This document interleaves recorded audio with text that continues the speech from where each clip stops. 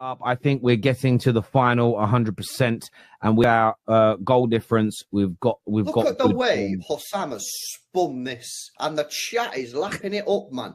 Yeah, this guy was on his shows last week. Yeah, this is my technical ability. Bro, LB, you really, Hossam really cooked you, bro. He really switched it on you, bro. He really cooked I know, you, and it's honestly it's a work of art, bro. It was better. Hossam's performance on this show today is better than Declan Rice's last night. He really cooked you, bro. I'm not a super chat because he opened his mouth. Bismillah ar-Rahman ar-Rahim. Hello everyone and welcome back to the channel. Welcome to episode 81 of A-listers, ladies and gentlemen. Make sure you guys are slapping the like button. Make sure you guys are subscribing to the channel if you're ready to do so. Every single one of you guys right here, right now, please hit the like button. Please subscribe. Why do I feel like my camera is HD today? Hi, camera. Big up for being HD. Is it like fully open? Yes, it's fully open. Hi, camera. We're HD today, baby. Let's go. Anyway, joining us first and foremost, the only one alongside myself who actually won this week, the fraud of the North, commonly known on this channel as the Moose Herder. Man like Vator is in the building. How doing, Vator, mate? Yo. I'm doing good. I'm about to take a work call real quick, but I'm here. Are you gonna do the full show for once, or doing the full show? You know, just so you know, Vator, there were like 5 Liverpool fans who sent me a screenshot of the stream that you did, and they want war with you. You are upsetting the Liverpool fan base, and I'm telling you one thing: we are one fan base on this platform. You should never mess with. And you have a thumbnail titled "Why FSG are good for football." Let me tell you something about the Liverpool fans. When we smell blood, we cook you forever. So be careful the way that you operate on the streets. Hey, if I were to walk these streets and be afraid of Liverpool fans, I would have been done a long time ago. So bring whatever you need to bring. Spam war in the chat if you have an agenda against Vator till the day you rest. Spam war in the chat right now. I've got no problems with it, but hey, we'll talk about it. I know you don't want an echo chamber, so we'll have difference of opinions on this show. Look at the chat now. Anyway, joining us next, you get me, the man, the myth, the legend. He's here to talk about Spurs losing another game. You might ask, why is he the one being introduced next? Great question. Because Tottenham Hotspur are shit. So it's completely normal for them to lose. There is nothing new. It's just another day in the life. So, joining us next, you get me, man like Jacob. How do you, Jacob, mate? Hello, brother. You good? Hey. You good? Yeah, another day. Where's your energy? Where's your, all this talk to me nicely, blah, blah, blah. Well, I only say talk to me nicely when it's warranted. Unfortunately, losing to Wolves doesn't warrant anybody talking to me nicely, unfortunately. Get the likes Joining up. us next, 1-1 draw at home to Brentford. You get me? Season's done. Title's done for him completely. I broke Egal last week, and I think it was the biggest W in YouTube history. He finally admitted that he only made excuses for Arsenal Football Club. Man like Egal is in the building. Hi, Egal. Can you share what I just posted? You want me to share it now or when everyone's here? Oh, yeah, we can do it when everyone's here. But I just want to say, Jacob, you need to keep this as your permanent camera angle. I like this one better than the other one. Yeah? You like it? Yeah, I like this. Anyways, Vader, hope you're doing well. Hussam, I was going to say, your camera did look special. Something else. Yeah, I don't know why. It just turned HD today. It's the same camera. Oh, man. Okay, cool. Yeah. Anyways, hope everyone's doing well. Hope everyone's doing good. Hopefully the chat is nice to me because on Twitter today, anything I say, I get a Liverpool fan in the comment section saying you're going to get smacked by Madrid. There's another one saying, well, excuses. And it's like, I'm not even talking about you. Leave me alone. I have an idea for you. The short that I posted, titled Hussam broke Egal, download it in HD, post it, and tweet Hussam broke me. And khalas, the Liverpool fans will forgive you. They won't understand what that means. Hussam broke me. It I'll just wait until you win the league and I'll do another video. Yeah. Get ready for that guard of honor, though. Speaking of waiting till I win the league, this guy's club is finished, ladies and gentlemen. Him losing to Newcastle 4-1 is just another day now. There is nothing special about it. There is no cooking expected. He just supports a shit club. And that's why he's here. Completely dressed up like it's a funeral. Because Man United have been buried long ago. This ain't new. This ain't new. Man United are finished. They're done. And when we left number 20, oh, it's all over. Man like Shik is in the building. Hi, Shik. I don't know why you're hiding like anyone's looking for you. How do we know that's Shik? This is not Shik. This is a representation of darkness. That's all that's left in my club.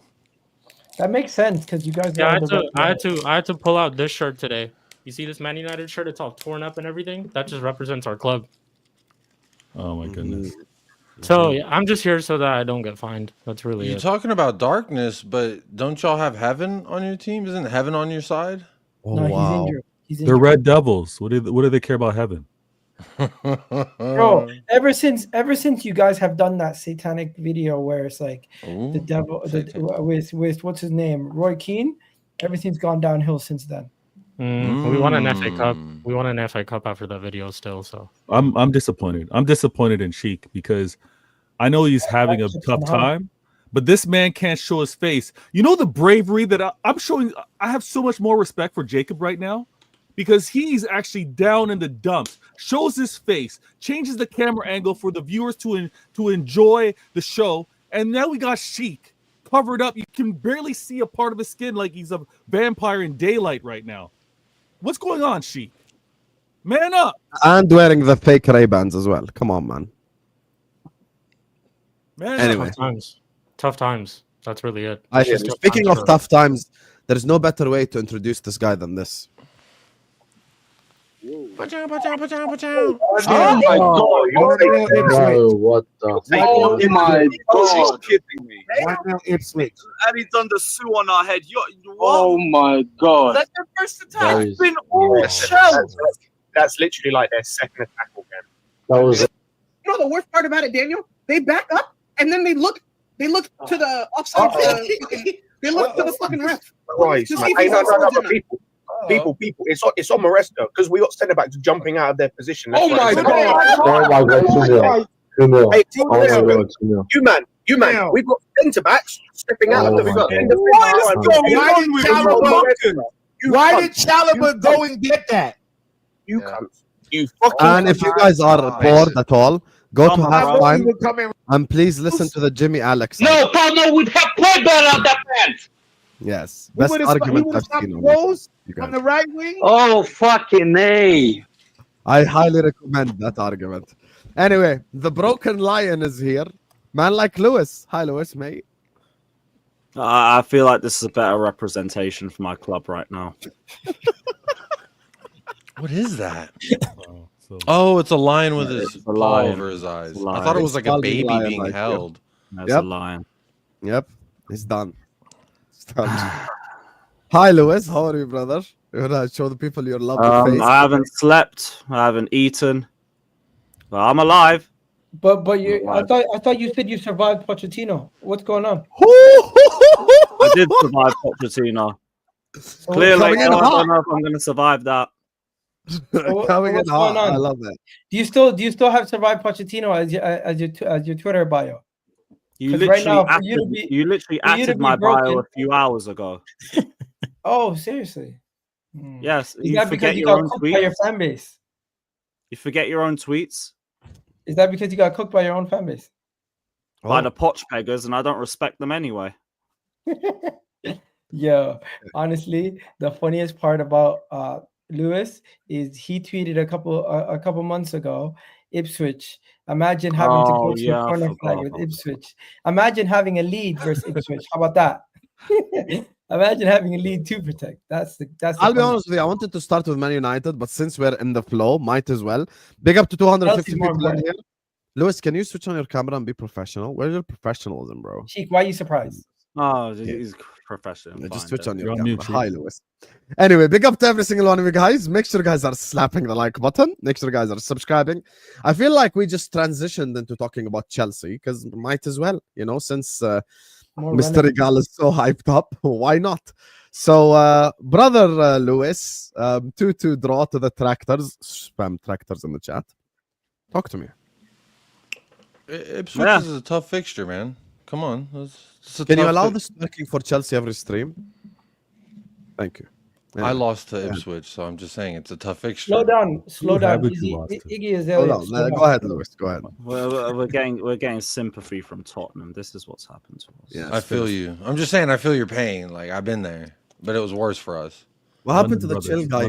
Yo, why are you turning into Megan Thee Stallion on every stream, bro? Let the guy finish. Oh, let him talk, man. You fraud. I was just setting it up. I just taking your bums. I just hit him with a bounce pass. That's all it was. Chelsea. He deserves to let him get cooked. I was just giving him the 1-2, help set the pick and roll. Yeah. If only Chelsea forwards knew how to play 1-2. Go ahead, Lewis. If only they knew what the fucking net is, bruv. I swear, these men just move like fucking virgins, bruv. Zero penetration, but I'll get to that in a little sec. Pathetic. The last two league games haven't been good enough, and all my top 4 hopes have just been eroded. These men can't beat Ipswich. We couldn't beat Brentford with 1 home win all year. What is the point? These guys are going to have the mentality where they can bop Ipswich off the park until we get 1 setback and concede, and then everybody just starts pissing their pants and over-touching everything. What is the point? We're going to still have Robert Sanchez starting in big April 2025. What is the point? What is the damn point? All of these forwards, all they do is just cross 90 times a game. What is the damn point?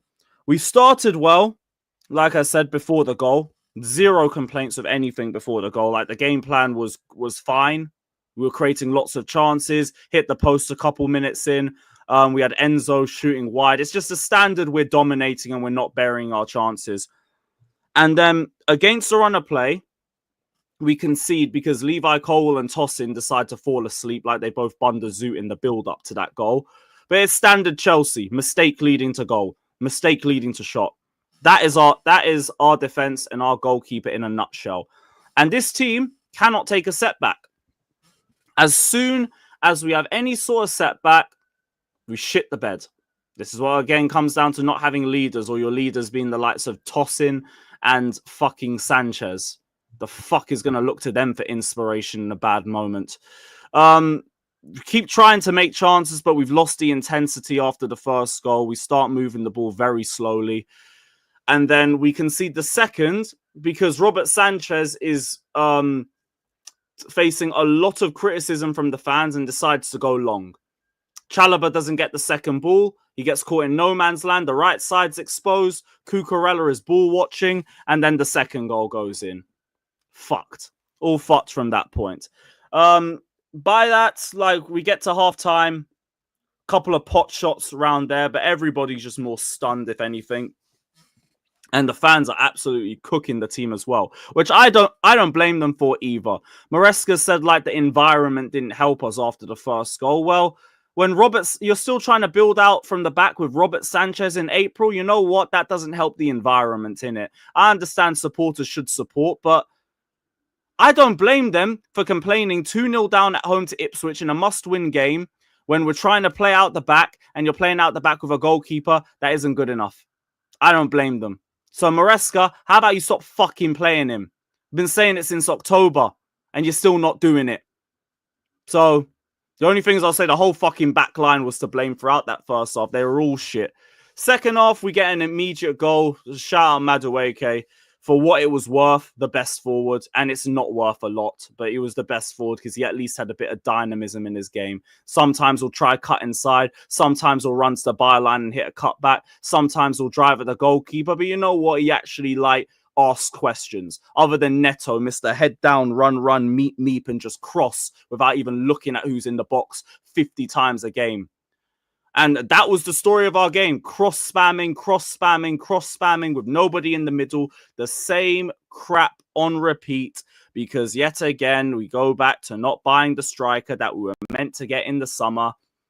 And here we are. Sancho at least gets a goal off the bench. I would have taken Neto off instead of Noni because at least Noni was showing me a little bit more. But the Sancho substitution was the right one.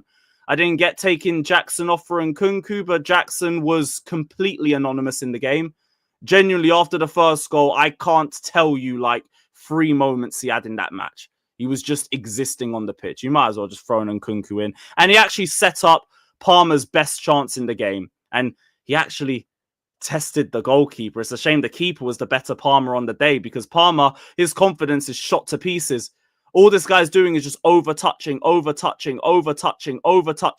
left, right, and centre. But honestly, it's the forward line in general. Because I've been looking through a lot of our stats, right? December, we had the second highest conversion rate in the Premier League. In 2025, we have the second lowest conversion rate in the Premier League. This entire forward line has fell off a cliff in spite of us still making chances, in spite of us still dominating games and just not killing the game off. That has been the story of Chelsea in 2025. We don't kill off teams, and eventually we're made to suffer for it. And that's why there's been so many winnable games that we've dropped points in. And I think this game has just been one too far.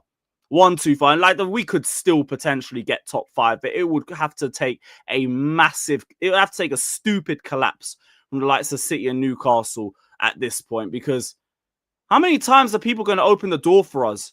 And then we're just going to slam it right back in their face. How many times are we going to do that?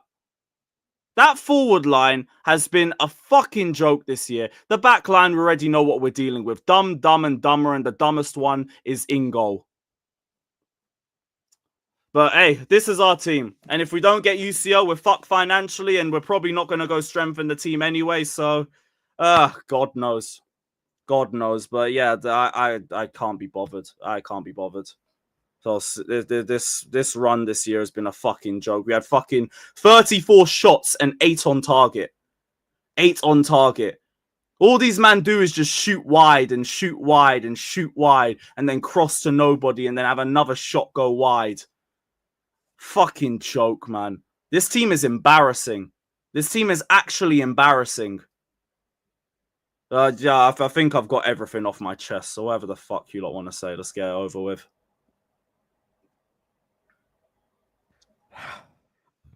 Egal, you're the one that initiated this match as well. You know, I feel like there's a lot on your mind. Ladies and gentlemen, Chelsea Football Club have spent.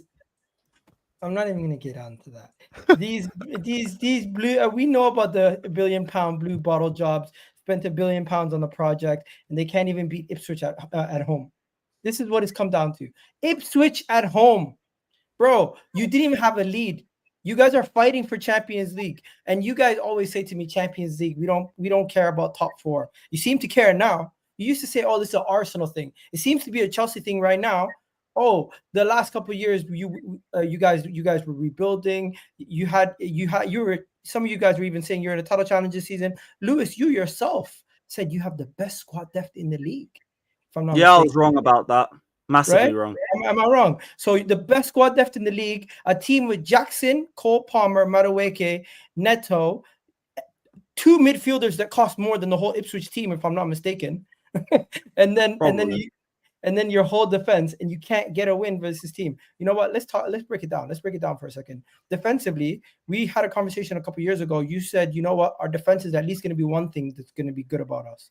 Well, when you have youth and you have a back line that keeps changing, and you're going to have inconsistency. When did I say that? A couple years ago, we had a fight about your defense. This is so the Tuchel era. Yeah. But I'm just saying.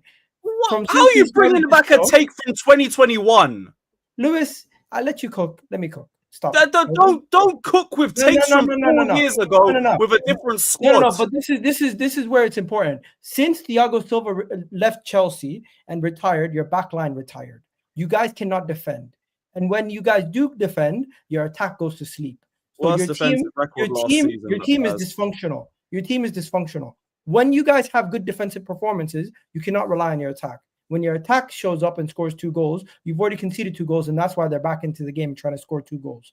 Honestly, at this moment in time, I'm looking at the players, the defenders. I'm looking at the attackers, and I'm saying, what the hell's going on? The only part of your team that's functioning, I think, decent is the midfield. And then it comes to Enzo Maresca. I'm not gonna lie to you guys. I can see Chelsea fans already becoming Enzo Maresca out. And the reason why, I'll give it to you right now. 1, if they don't get Champions League football, the repercussions from that could be the manager's job. tactically, and his in-game decision making for substitutions is questionable. In the championship last year for Leicester, a squad that should have been able to get promoted easily, he was in a good position. He also had a dip and almost didn't get them promotion. At the end, he did, but he didn't, almost fell off. Now Chelsea, they're falling, and they're falling hard. They're not even one of the best teams in that challenge for top 4 right now. I would say Newcastle's a much better team than them defensively and offensively. I would say Aston Villa is a better team than them defensively and offensively. I would say Man City, defensively they're shocking, but they're better than them offensively. And then you go to Nottingham Forest, they might not be that good offensively in my opinion, but they're better than them defensively. All these teams have parts of their game that are better than you. And I think you guys are leaving yourself short. Ipswich is supposed to be a game. It's supposed to be a gimme. It's supposed to be easy. You should not be struggling in this game, especially knowing you're going to be facing Newcastle and Liverpool coming up. What on earth are your players doing? They are bottling it. They choked. They seen an opportunity to get an easy win. That is the perfect word. They thought they were going to come into this game and they were going to be like, you know what? We got this win. This is a game we can chalk off. Let's focus on getting this done and move on. A little bit of arrogance, a little bit of cockiness from some of your players thinking that they're just going to get the job done. They get hit with the first goal and then they don't know what's going on. They get hit with the second goal afterwards also. And then at that point, you're chasing the game. Your manager finally is proactive and makes substitutions early in the game and you get results from it. I think he needs to be he needs to be more proactive. And this is where you guys criticize Pochettino heavily, but I'm not seeing the same energy for Maresca. Yes. Maresca has been doing the last couple of games. You just said he made the right decisions in game. No, today he finally did, but there's been a lot of games where he should have made these changes earlier. He should have if things are not working, there's games where he didn't even substitute and you still lost. Like the Fulham game a couple of months back. Yeah, late our subs in that game, Crystal Palace. Yeah. So I'm seeing a pattern where he does not trust his tactics. When he sees his tactics are not working, he's not trusting his judgment to make a change. He's still trusting the game plan going into the game. Sometimes you have to throw the game plan out. That's one thing that other managers are quick to do. When they see something's not working, they make adjustments to fix their mistakes. And another thing, Cole Palmer. I'm not even going to get on to Jackson. I'm not going to get on to Maresca. I'm not going to get on to classic Egal. Cole Palmer got an assist in this game, but it still does not hide the fact that he, this season, since the turn of the new year, has been poor. Very, very poor. And it's not just his overall performances. His injury might have been a factor. I'll give him a little bit of a break, but he's supposed to be the shy. No. I'm not going to give him a break. You give him a break, Egal. He's supposed to be. You give him a break. I ain't going to give no one a break. He's supposed to be the guy at Chelsea. He's supposed to be the guy carrying Chelsea. He's supposed to be the future captain, the future star, the guy who replaced all these other players you had over the last couple of years to get you over to the next level. You compare him to Saka, you compare him to other players, but in this time when Chelsea are struggling, 1 win out of your last 5 in the Premier League, he only gets what? 1 assist? 1 assist since what? Are we talking a month now? Since Aston Villa in December. As much as your players, has he even scored a goal in 2025? As much as your other players, 1 second, let me finish. I'm saying. As much as your other players can hold, I think he's got 2. As much as your other players can hold smoke for your attack and your and everything else, Cole Palmer. You guys thank God for Cole Palmer. Right now, he's not even performing. You have to hold him to the same smoke. He's showing a level of inconsistency right now that he should not be showing as a star player. You guys painted him out as the main man, one of the best players. Jamie Carragher came out here and said he's the best player in the Premier League. He's not fucking showing it. The best players in the Premier League, they step up for their team when they need him. And I like Cole Palmer, but what he's doing for the last 2 months disappearing, it's unacceptable. And he needs to step it up. I agree. He's not exempt of getting dropped. And that's let me just say something, Egal. I want to say something. I want to tag me and you get me so I can bury Lewis once and for all and its club. I just want to say this about this whole. I'm seeing what everyone's saying in the chat, and the Chelsea fans have been apologizing for the last 24 hours. So big up to the Chelsea fans. You get me for actually apologizing for everything that they've said about me for this last year since the Poch situation. You know, this whole Poch, my club, everything that we spoke about last year on the air, which was correct. Yes, and I was correct as well because I said it's not just the manager's fault. Yes, some of the you players were correct are shit. on that too. And I mentioned Win Stanley and Stewart every single week, and it was like, just change the manager and you will see. Here's the worst case scenario for Lewis, and I'm gonna say this: the reverse of last season happened this year. This is a possibility. You never know because the season hasn't ended yet. Which is, instead of starting the season really bad and ending it well, this year you might just start it really well and end it really bad. And here's the thing: Chelsea currently are on 56 points. Pochettino last season, factually, this is numbers, this has nothing to do with opinions, he finished on 63 points. Chelsea now have Fulham away, Everton, Liverpool, Manchester United, bogey team, and Nottingham Forest still left to play. And I think I'm missing out on one. There's one club I'm missing out on. Who is it? Newcastle away. United. Newcastle away. You don't have to be worried about us. You don't have to be worried. Yeah, Newcastle away. It doesn't matter whether you're good or not. You're their bogey team. It doesn't. So now it doesn't matter because we're not going to do anything. For this next, yeah, that's what we say every time, and then you pull out something. So for the next 6 games, you guys, I cannot confidently say, hand on heart, 100% Chelsea are winning that game. Because Fulham away, we just saw them beat Liverpool. Fulham away, Arsenal got a draw with all their players fit. Everton is going to be a low block, of which Chelsea struggle against. It's not just going to be low block. It's going to be David Moyes low block. So it's not just going to be low block. It's going to be 7-footers, 3 7-footers playing at centre back. Branthwaite. I can't wait to cross the ball 60 times into that, man. Yes, there you go then. Branthwaite, Tarkovsky, and O'Brien. They're all literally NBA centers, and they're going to be playing at center back. You got Forest away. Your only hope is that they wrapped up top 4 by then. Newcastle Same away. thing for you with the league, man. Do your thing. We'll wheel out Lavia for the Guard of Honor if you play the. Don't play the kids, actually. I remembered last year. Maybe not. For Newcastle away, just put the L in the bag. That one is just a confirmed L. Like I will pray to good Lord all weekends before that. Yes. Okay, after this weekend, your prayers are much needed because you don't get results against Newcastle either. So your only 2 hope essentially is beating Fulham, which, to be fair, if you're calling Man United a bogey team, you are Fulham's bogey team because you always beat them. Like you rarely drop points against Fulham. And your other hope is that Liverpool have wrapped up the title a week before and they just couldn't give a shit about the game. So, we just turn up to Stamford Bridge and we just couldn't care less. And the thing is, like, look, if we want to blame last season the manager, this season we also have to blame the manager. And if I blame the players, I will blame the players again this season.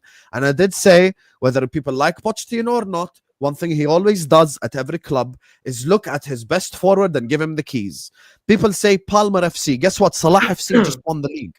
It's okay to overly rely on a player if he's superiorly talented to everyone else that you have.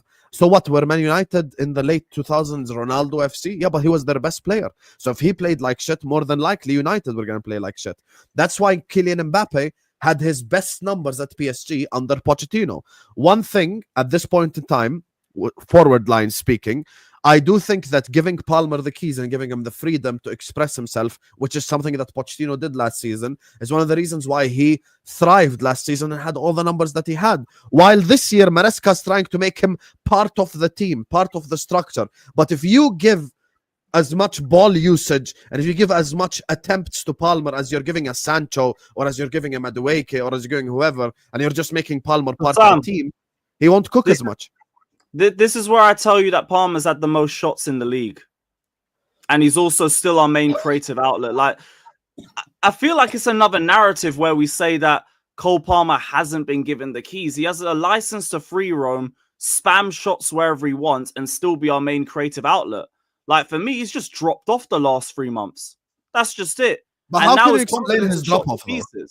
How can you explain his drop-off? Like, I understand, like, Salah had a drop-off for I think it got really bad when he lost Nicholas Jackson, but he's come back from injury and it's not been any better. It's not really been any better still. Yeah, that's what I'm saying. Because in 2025... I don't think he's not been given the keys. I just don't think he's been consistent. I don't think he's been given the keys at all. I think last year he had the keys. But yeah, he has a license to shoot from whenever and free roam around the attacking positions. That's why you see him occupy left 10s at some points and then right 10. He plays as a 10. He's not like on the right wing. So the 10 is more that freedom. It's the same thing. It's just the structure might be a bit more rigid, but he has the freedom. Yes. That's the thing. So, like with Maresca, there is a more rigid structure. which does impact Palmer negatively from that perspective. Because last year it doesn't when it gets him the majority of touches, and he still can be a good creative force for us. It's just his application hasn't been the same. Listen, I hear you. Obviously, you watch Chelsea week in, week out. This is why I'm cooking my forward line. All of them have gone ghost this year. All of them. Every last one. While we still create chances consistently, our conversion rate has gone down the toilet. They're not finishing chances. They're putting everything wide. So with this Maresca conversation, for the first time yesterday, I heard you say something on your stream because I was sneakily watching as I was playing Give Us a Winyo. I heard you say... Can you play that? Can we get the song? We haven't had it in a while. Why not? We need that.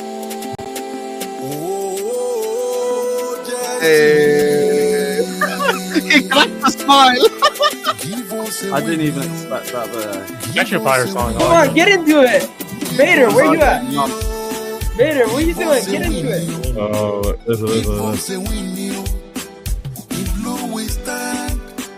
United we rise. No more defeats. Let's break down these doors. Justice rising up. We will stand tall. Together we fight. We will conquer. Give us a win, yo. Give us a win, yo. Give us a win, yo. Give us a win, yo. They could lose the next 5 games and I would still say United we rise. Like the video, people. I hit you with the punch out combo as well. You don't know what it is? It's just because Lewis was like, he did so much with Poch. He called him Satan's greatest leaders. Can you imagine? He said like one of greatest leaders of Satan. He's gonna hate watching. And he's a Christian man as well, so he believes in God. He knows how bad it is to call someone one of Satan's soldiers. Like that is one of the highest forms of insult. If Enzo Maresca, with a considerably better team than last year, finishes, he does have a better team. Considerably better. Yes. Yeah. 100%. Where? Where? Literally everywhere. Everywhere. In the attack, left wing. Okay. Keeper last year was better. Oh, Keeper. Petrovic. Yeah, last year was better. Yeah. Cucurella this year is better than Colwell. Facts. He was there last season. No, but Colwell was starting left back. For only the first half of the campaign. Yeah, but then he got injured. But he's the starting left back last year. Yeah, I forgot. Yeah. In midfield, Lavia never played. Enzo was injured a lot of the time. Caicedo did play a lot. Okay, Gallagher but considerably better because my manager wasn't injuring half my squad. Yeah, okay, no problem. You want to blame him for the transfer window? There was no improvement. Gallagher that you don't like has left. The players got back from injury. Right, yeah, Chilwell is not playing left wing. Hall and Felix were not upgrades. They're not good enough to stop me either.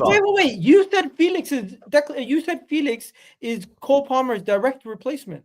Yeah. Yeah, and you know what? This guy went to Milan and is doing the same shit. I was wrong about him too. He's nothing more than a squad player. Why is and can't even prove himself in Serie A where they don't even press you.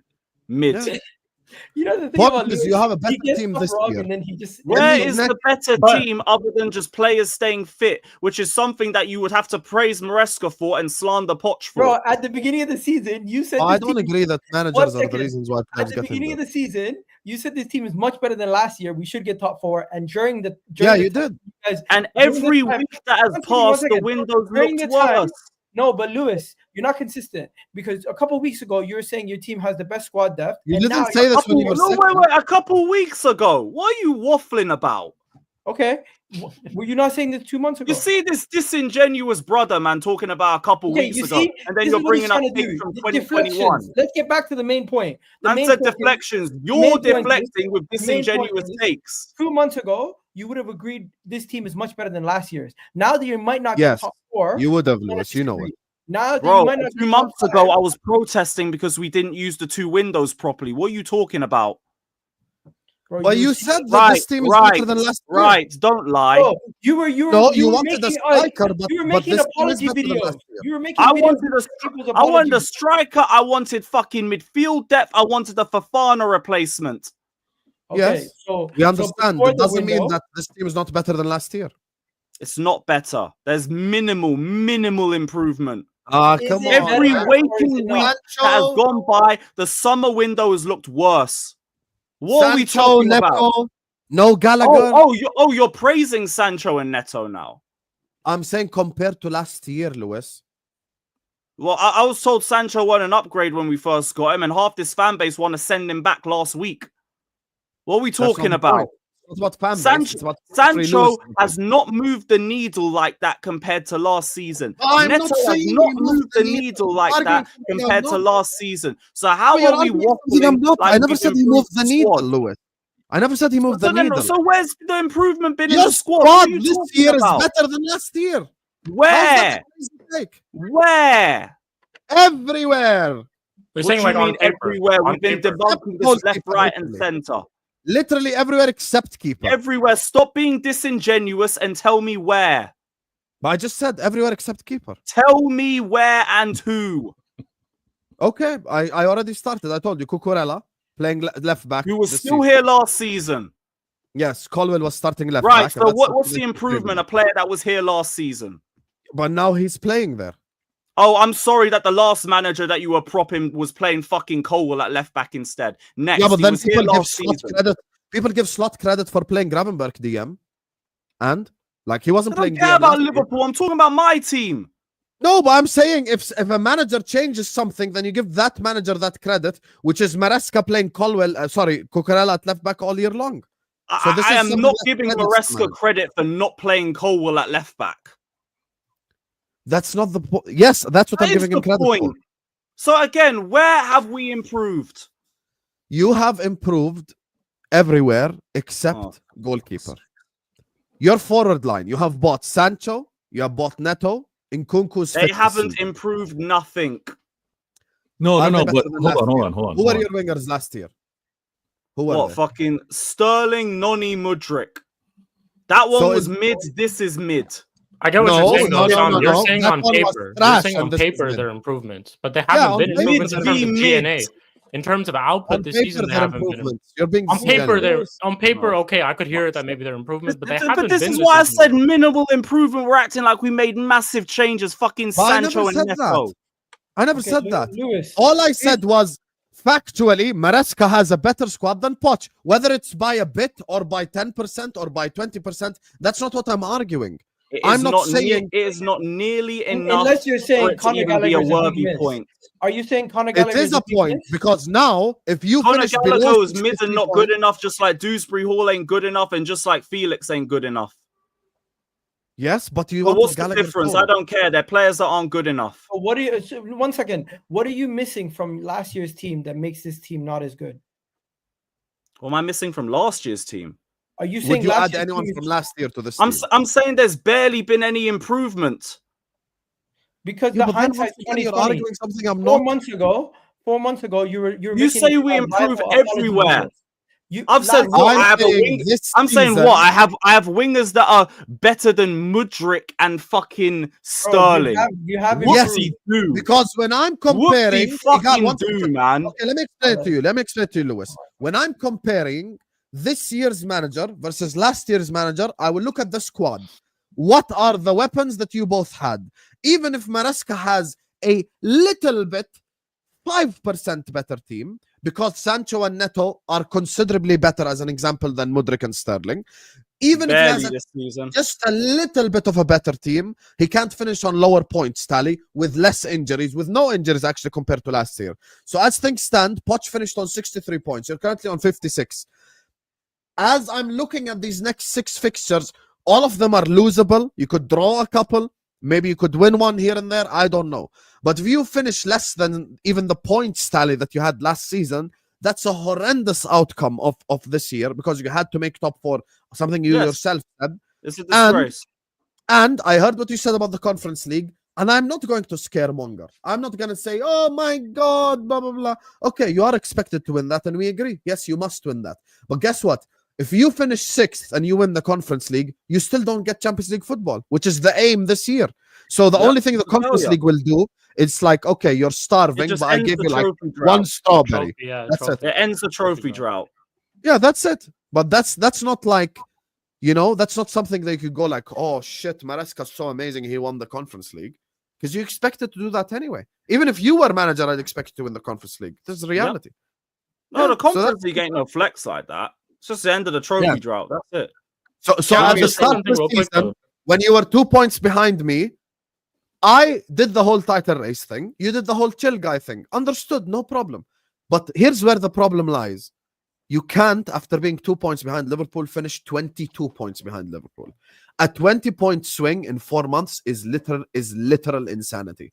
Like, how did you go from going like, listen, we're not there yet, but it shows that we're building towards something. 2 points behind Liverpool is good. Lewis was very chill about it. And then 3 months later, you're 22 points behind me, and you're looking at fucking Villa and Newcastle. How is that like, how is that okay in any way, shape, or form? It's not okay. This is why I've been so critical of the last 2 windows. This is why I've been so critical about the forwards. Because, like, neither of them have been good enough. The centre-backs, I knew from the start they weren't good enough, so there's no real shock over there. The goalkeeping situation is something Maresca has to take full accountability for, because we're in April. This is now only about results. Why the fuck is this guy still starting games? Why? But and he diverted from the game plan by playing long, and we conceded our second goal. So I expect him to be dropped for the next game, and I probably won't get that anyway. But here we are. Here we are. This is what happens when you don't kill off enough games. There's been so many games where we have absolutely cooked in the first half, not finished our dinner, and been made to pay for it. Lavia and Fofana, 2 players that are so key to the way that we play, have got injured, and we never went and got any replacements for them in the first place, despite knowing that they were injury crocs. And the manager keeps starting Sanchez. The subs were late at a good chunk of games within the middle of the season. And yeah, this is shit. There's just been a giant collapse. What's your own turning point as Carefree Lewis? When are you going to go like, enough is enough? Honestly. What do you mean enough is enough? As in Maresca out. Bro, then the sporting director's got to go first. Ain't no way I'm letting them pick another coach. You saw the list of managers after Poch got sacked. It was McKenna, Maresca, De Zerbi, and what's his name? Thomas Frank. Why am I meant to think it's going to be any different? Why? So why should I give a shit about moving to another unproven manager? I might as well just stick with this guy and see if he can get more out of the team in the second season. And maybe just get him the profiles that we were meant to get in the summer. Oh, the box striker. So Chelsea's going to do replacements. So Chelsea's going to go on a director out movement. 3 transfers and the rest you can just bring back on loan. Bring me back Petrovic, he can start in goal. Andre Santos, Esteval, all good. Then go get me a striker, maybe a left winger, depending on what they want to do with Sancho, and an experienced centre-back. Done. So the easiest window possible. But these fuckers won't even get that right. Delap in the summer. We're not going to get Garnacho. Delap, we probably will. So sporting director. Does that like excite you or move the needle in your own words? No, not at all. So you're getting a backup striker. That's all right. I mean, I'm here to support my blue brother. He wants a sporting director out. I'm here to support that. Oh no, sporting directors. We're the only genius club. Sporting directors. Sporting directors. Yeah, well, we're the only smart club that has 2 of them. The thing about Chelsea, man, you guys invested all this money, and it's like, was it a scam? Like, where did the money go? Is it all in youngsters? Like, are you supposed to be 5 years from now ready to play with these youngsters you bought? Or is there, I'm confused. Like, Lewis, where did all this money go? We're still only a couple of signings away from actually being a good squad. I know, but like, where's there was a bunch of young players you guys signed. Are they all academy graduates? Or like, what? Huh? Did you fill your academy with youngsters? Like, where's all these other signings? There's so many names on that list of players you guys signed.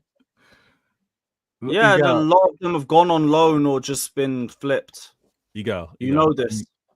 I mean, that's a fair question, but at the same time, if it's an investment for these young players to get to where they need to go, it's going to require some time. I think the Maresca out, I agree. I don't think that should be manager out right now, because you want to change what's been happening with regards to who you're bringing in. And they've been messing up with the managers. Let's be honest. They've been messing up with the managers that they've been bringing in. So for Lewis and his crew to want a change. I get that. Now, you got Cole Palmer and Egal by nature. The way he's designed, he's got to attack these kind of star players. But Well, I like Cole Palmer. yeah, it doesn't matter whether you But like I have him to or call not. it as it is. Yeah, but I mean, the emphasis on Cole Palmer, I think he's getting less money than. The difference between you and Amorim. Egal is Egal didn't dye his ass blue and go like Blue Brothers. That's the difference. No, the difference is I'm trying to be balanced. When we have this conversation, we could talk ball, right? I mean, Cole Palmer. Yeah, and how's you starting off by saying I understand my blue brother when he just lost, when he just drew a? Because I do understand. Even he's mad. How is the Chelsea fan himself mad, and you're trying to tell him you understand? What's there to understand? I said I now? understand my blue brothers movement with regards to getting the sporting directors out. That's exactly what I said. I didn't say I understand and you should be happy with this. I said I understand what you want to change over at your club. So if you took a second to listen what I meant by blue brother, you get that. Now, the reason why I wanted to come off mute a little bit and talk about Cole Palmer is like Cole Palmer isn't paid like he's the star over at Chelsea. He's not paid like any of the stars over at your clubs either. Now, what I've seen from Maresca is he's trying to evenly distribute the importance of these players and to actually have them play as a team, as opposed to one focal point. Everything goes through him. And it hasn't quite worked out. There's trial and error. There's mistakes. I as a City fan, can understand that because Pep's been trying to do his fixes and they've been mistakes here and there, trial and error. So the patience required for next season. You do realize this actually debunks Lewis's point, though, right? But how does it debunk this point? What did you just say? Say it again about Maresca. Say it again. I said Maresca has been trying to distribute the responsibility and make a more balanced team. It hasn't been the focal point. And what did I say about Palmer and Poch last season? That Yeah, Poch I gave can't Palmer lie, the key. don't agree with it. Yeah, see? Lewis don't even agree with you. You're a blue brother. Okay, we're blue brothers. We can agree on some things and disagree on others. Just because Had enough of you, Vator. No, but let me hey, I won. You better fix that because there's no way Shik that It's bum true, right because he now. lost 4-1 in it. He lost 4-1. No offense, Shik, but you had a terrible, No, game. Both of you lose to Ange Postecoglou. You can pull all the offense you want. I don't even care at this point. Oh, It this is guy's what it giving is. up like that. Yeah. Shik, it looks like you haven't shaved in a couple days too. Is that true? Wow. Is that what they're doing now? That's crazy. No, Anyway, he looks go really on. upset. I'm concerned for my Manchester brother. Everyone's your brother here except me and Egal, huh? Yeah. I don't like you guys. North American brother, Manchester brother, blue brother. Me and Egal, there's no brother. No, you guys from Toronto originally, so we're Also, cool. I'm the one that's not your brother, huh? Yeah, you still irk me, but we're working Are you on calling it. me a We're working camel on it. riding Arab? Are you calling me a terrorist? Is that what you're doing? Not on That's camera. what you're What am I doing? crazy? Why would I do that? Fucking hell. This guy's a fraud. This guy is a fraud. Oh, No, listen. Go I ahead. think My Chelsea. best friend is You know why he doesn't want to put it on Cole Palmer? Because he defends Phil Foden 24/7. So if My you're best gonna friend is if you're Jordan. gonna What do you defend Phil Foden 24/7, I you can't love be Arab sitting here. food. You can't be sitting here then putting it on Cole Palmer. We see right through you. We see right through your agenda. But fair play. I get it. You got your agendas. You got a quota. Certain things you got to mention. City Academy players got to be protected at all times. I get it. You have a quota of shit that mentioned. But yo, Carefree Lewis. That's why Jacob calls you AI. That's Carefree Lewis, why. you agree with one thing. Do you agree with one thing? That what do you call it? Cole Palmer, as one of your main guys for the last couple months, due to injuries and just poor performances, has let down Chelsea. Yeah, he's been a letdown the last couple months. So same as all of them. And that's not to deflect away from Palmer either, but it is all of the forwards. They've all been a letdown. Yeah, fair. Fair enough. I'll say something real quick about Chelsea. You're not I allowed was to speak wrong. about Chelsea. Your team's terrible, bro. So you're not allowed to speak because you haven't won a trophy for like how many years? You shouldn't be able to speak at all. So You I see, don't know I what like you're talking this. about. Sheik's getting mad. Yeah, you're getting excited because you beat Madrid. What a great night. It just felt like the same 5-1 against Man City meant nothing. So you're not going to win the Champions League anyways.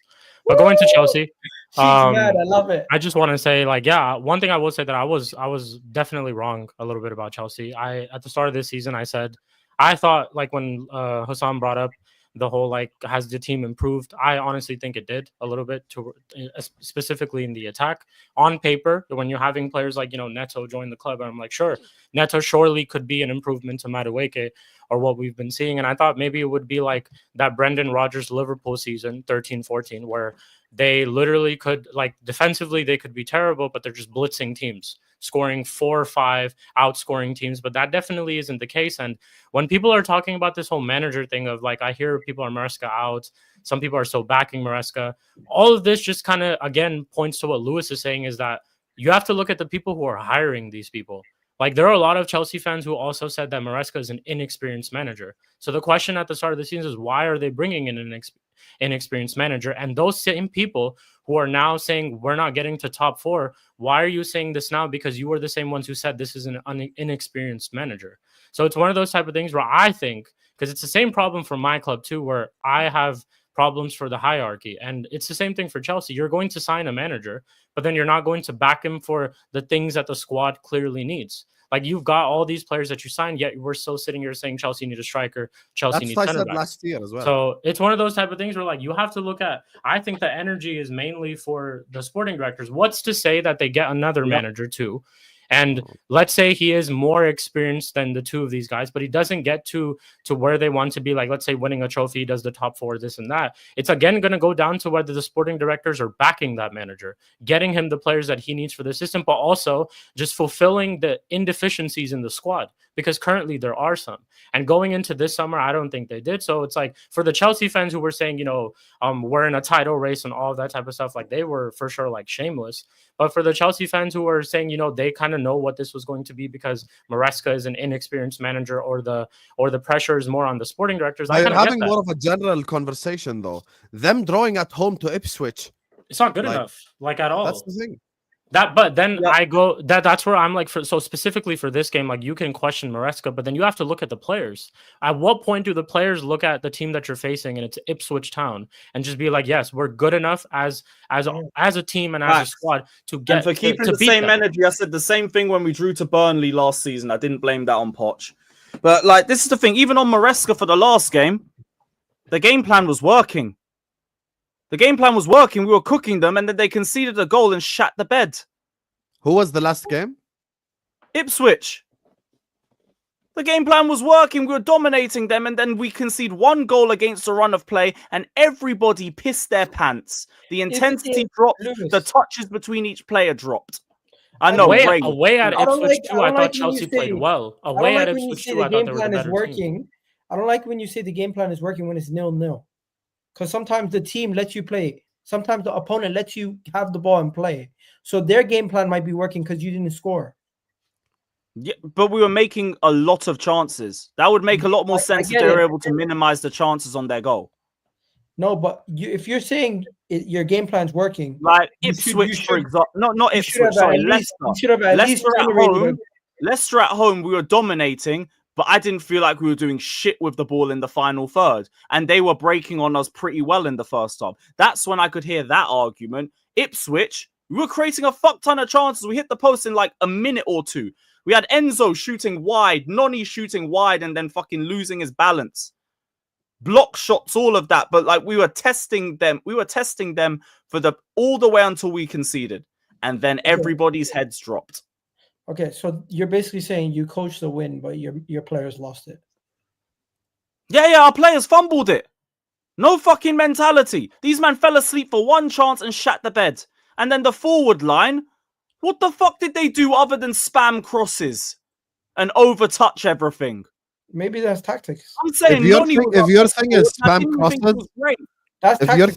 crosses, I'll tell you based on experience, you ain't beating Everton. That if your thing is spam crosses, don't worry. Yeah, just give up on it. I'm just waiting for the Conference League final. I'm waiting for the Conference League final. Everton are impossible to break down. Like, yeah, you cannot break them down with crossing. It's impossible. That's the one thing you will never beat them.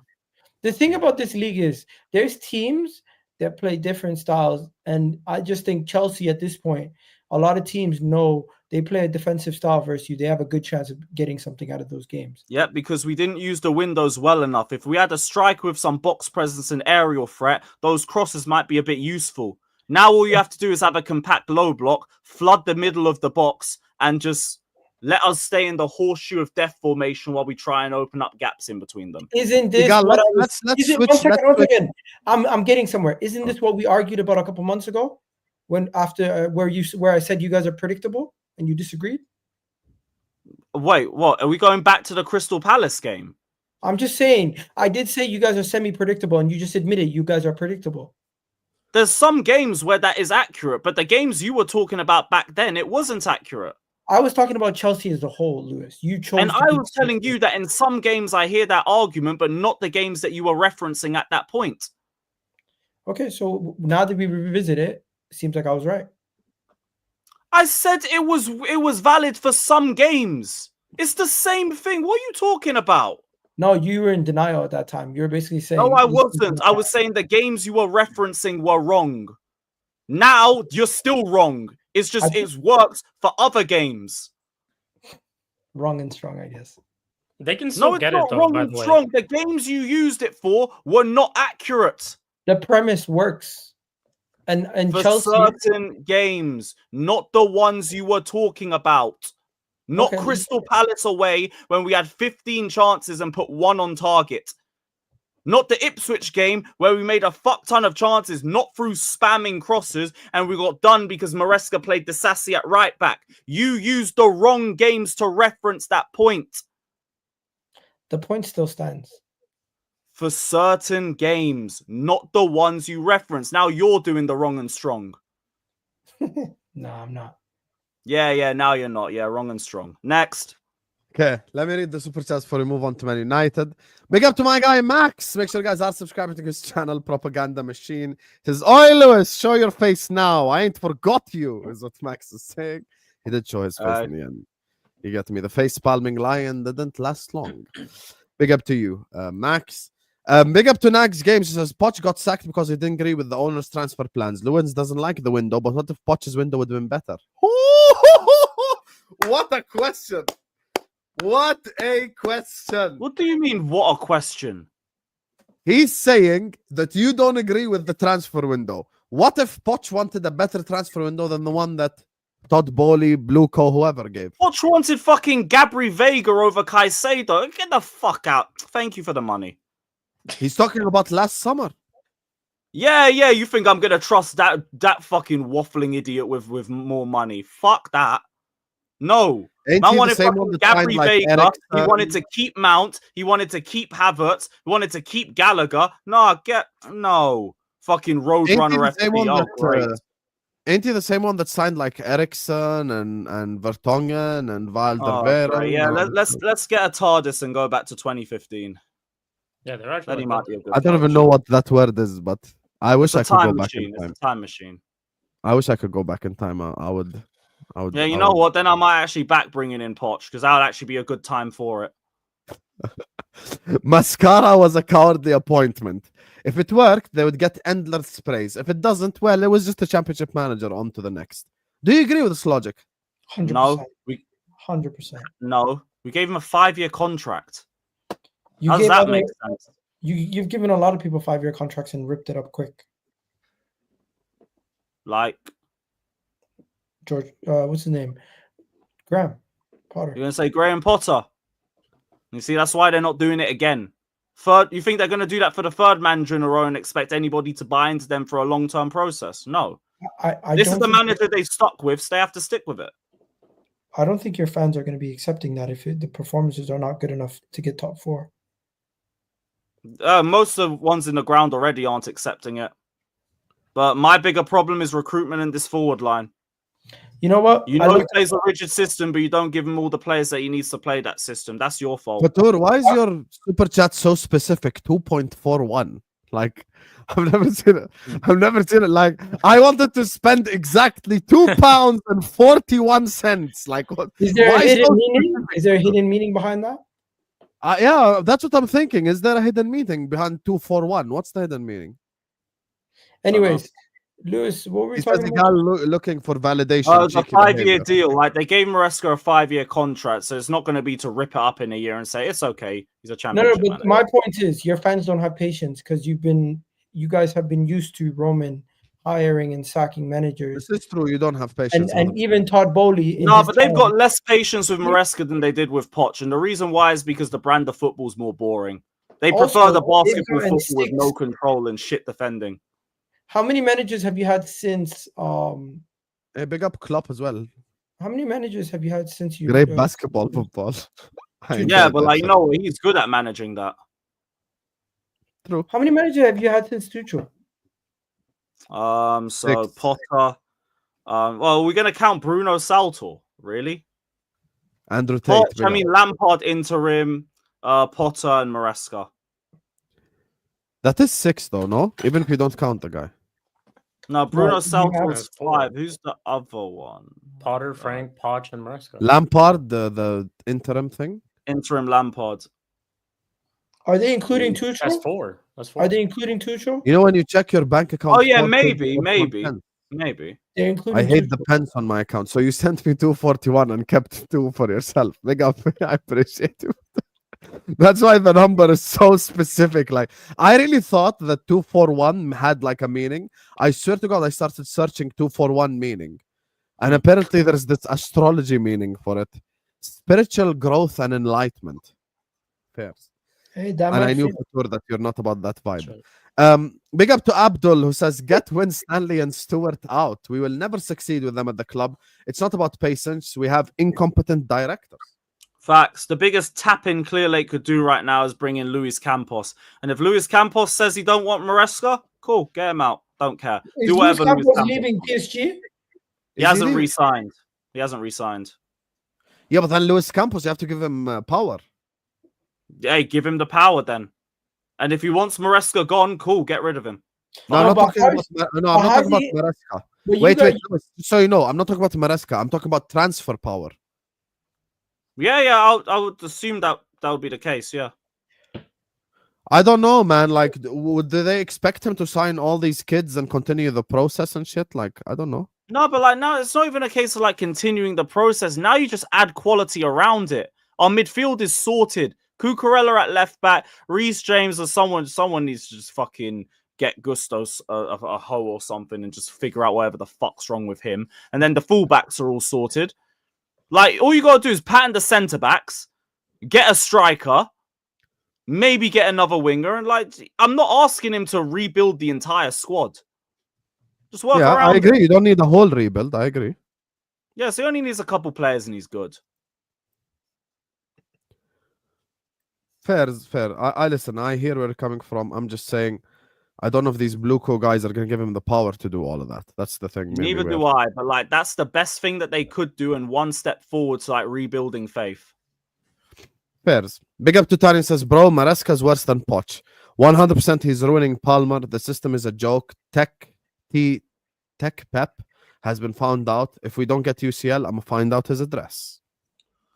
I can confirm Tanya is not even a Poch pegger because he/she was Poch out, by the way. No, okay, well, fair enough, but he's not ruining Palmer.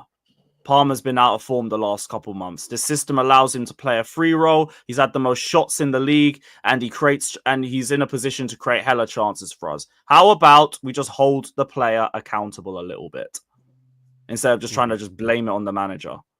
There you go, Vator. Even he's saying it. Yeah, but we all know Vator's a fraud anyway.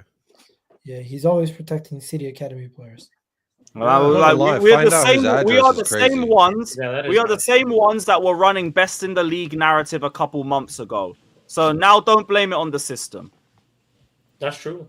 That is true. How about you hold him to that standard? We get annoyed when the rivals do it. Why? Because we don't want to do it. I haven't spoken to CB. Does he want the manager sacked? Yes, he does.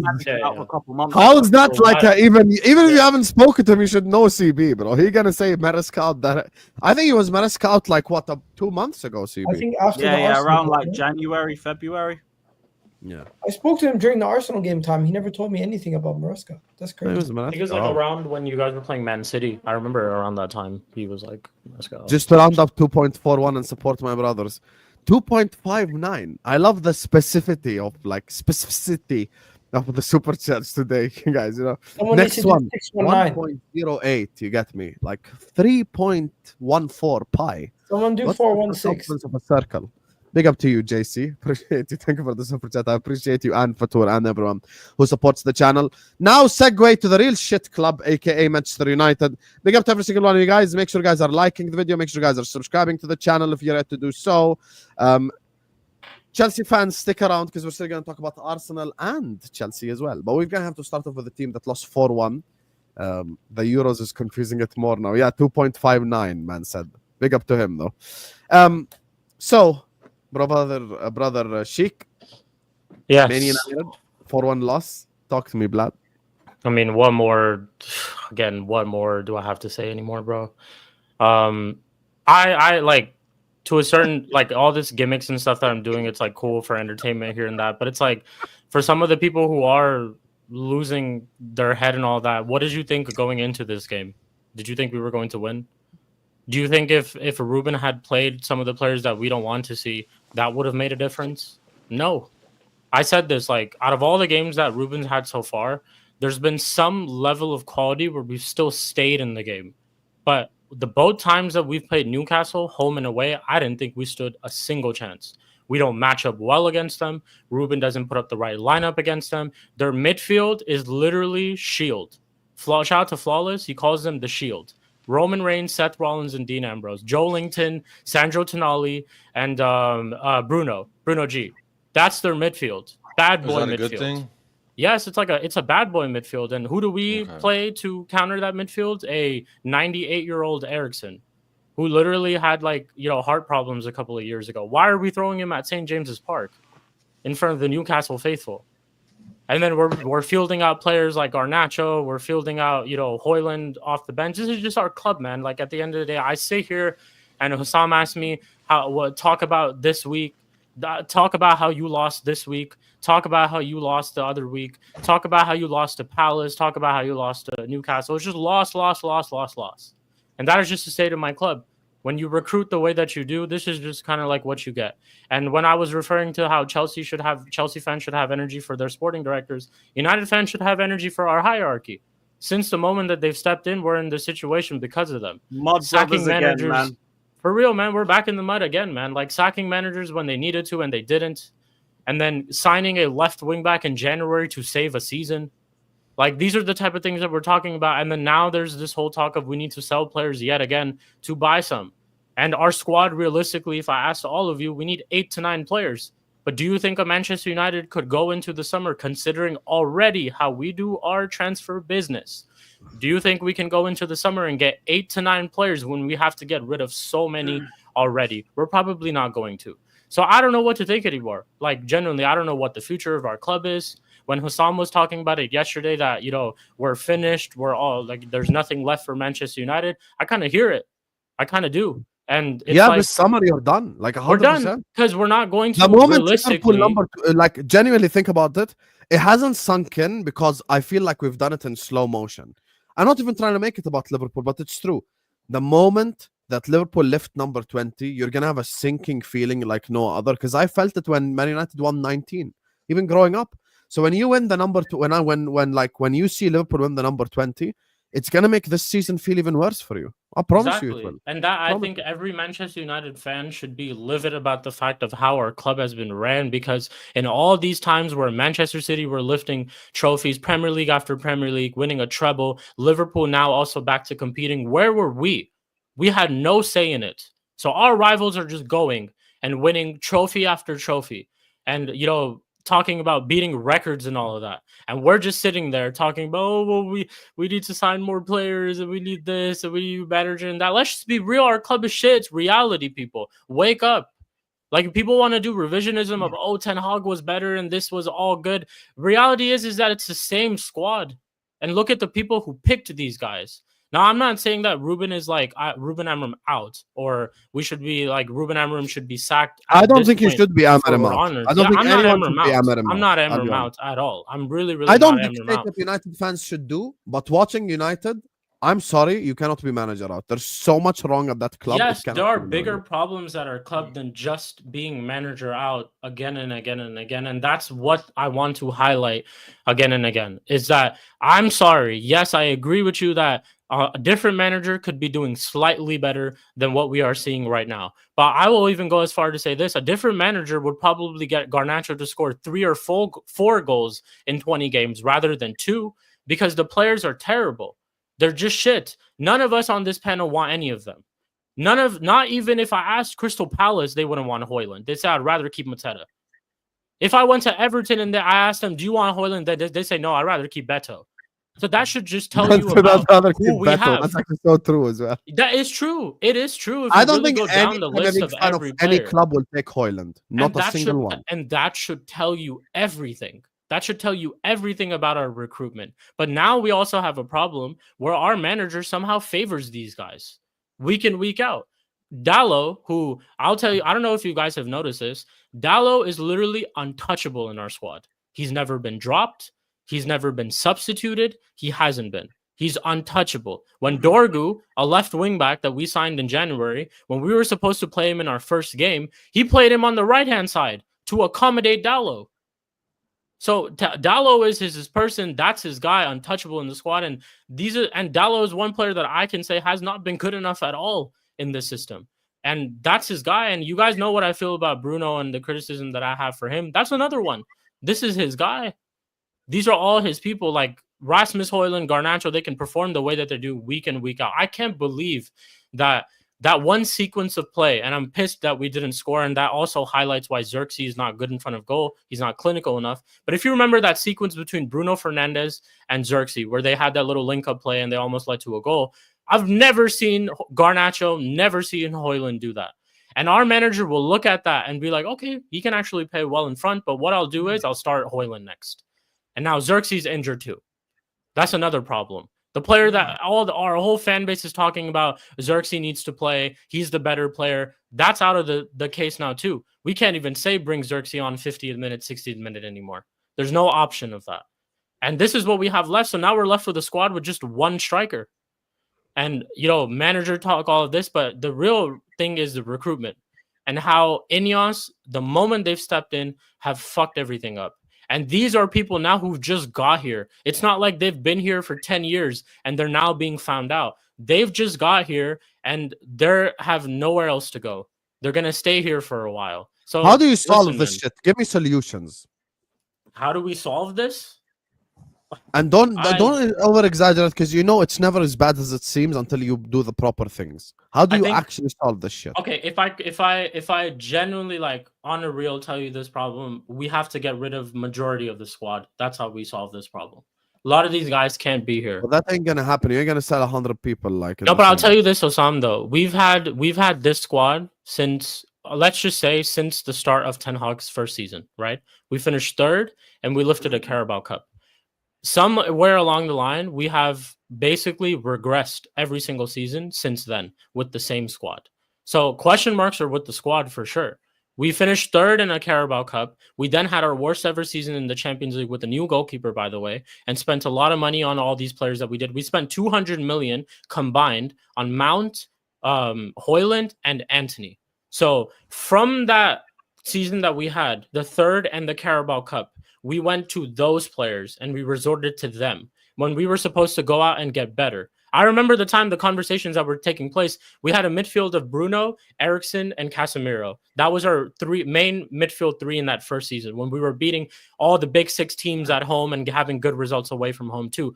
The conversation was, Eriksen's not going to have legs going into next season. He's a liability. We need to get someone better than him, someone who's good on the ball, someone better than him. Who did we go out and get? Mason Mount, who had 2 assists in 3 years or 2 years, or handful number of GNA in a couple of seasons. 8 open play assists in his entire Chelsea career. Yeah, and Chelsea fans wanted him out, and they were celebrating when we were linked with him. So that should tell you 8 open play assists in his whole career for Chelsea. Yeah. So again, Hussam, this is who we replaced. Oh, but we got rid of all of our experience. Sorry. This is who we replaced. No, it's okay. This is again to highlight. I'm glad Lewis is saying all these things because this is again to highlight who we were signing. Okay, and then let's forget about what he did at Chelsea. Let's just talk about his time at United. How many games has he played? I can't tell you 10 at the top of my head. He's been injured for most of it.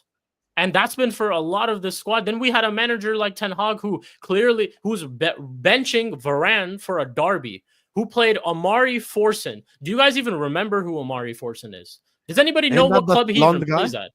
No. He was basically he was playing over Ahmad last season. He was like he was part of our front three. He was the one who gave Ahmad the assist. He gave Manu the assist for the goal against Wolves. But anyways, like Amari Forson, this proves my point. Hossam doesn't even remember who he is. But we were playing in Amari Forson over Ahmad last season. So all of these things just tell me that it's the recruitment, it's the people upstairs who've massively got everything wrong.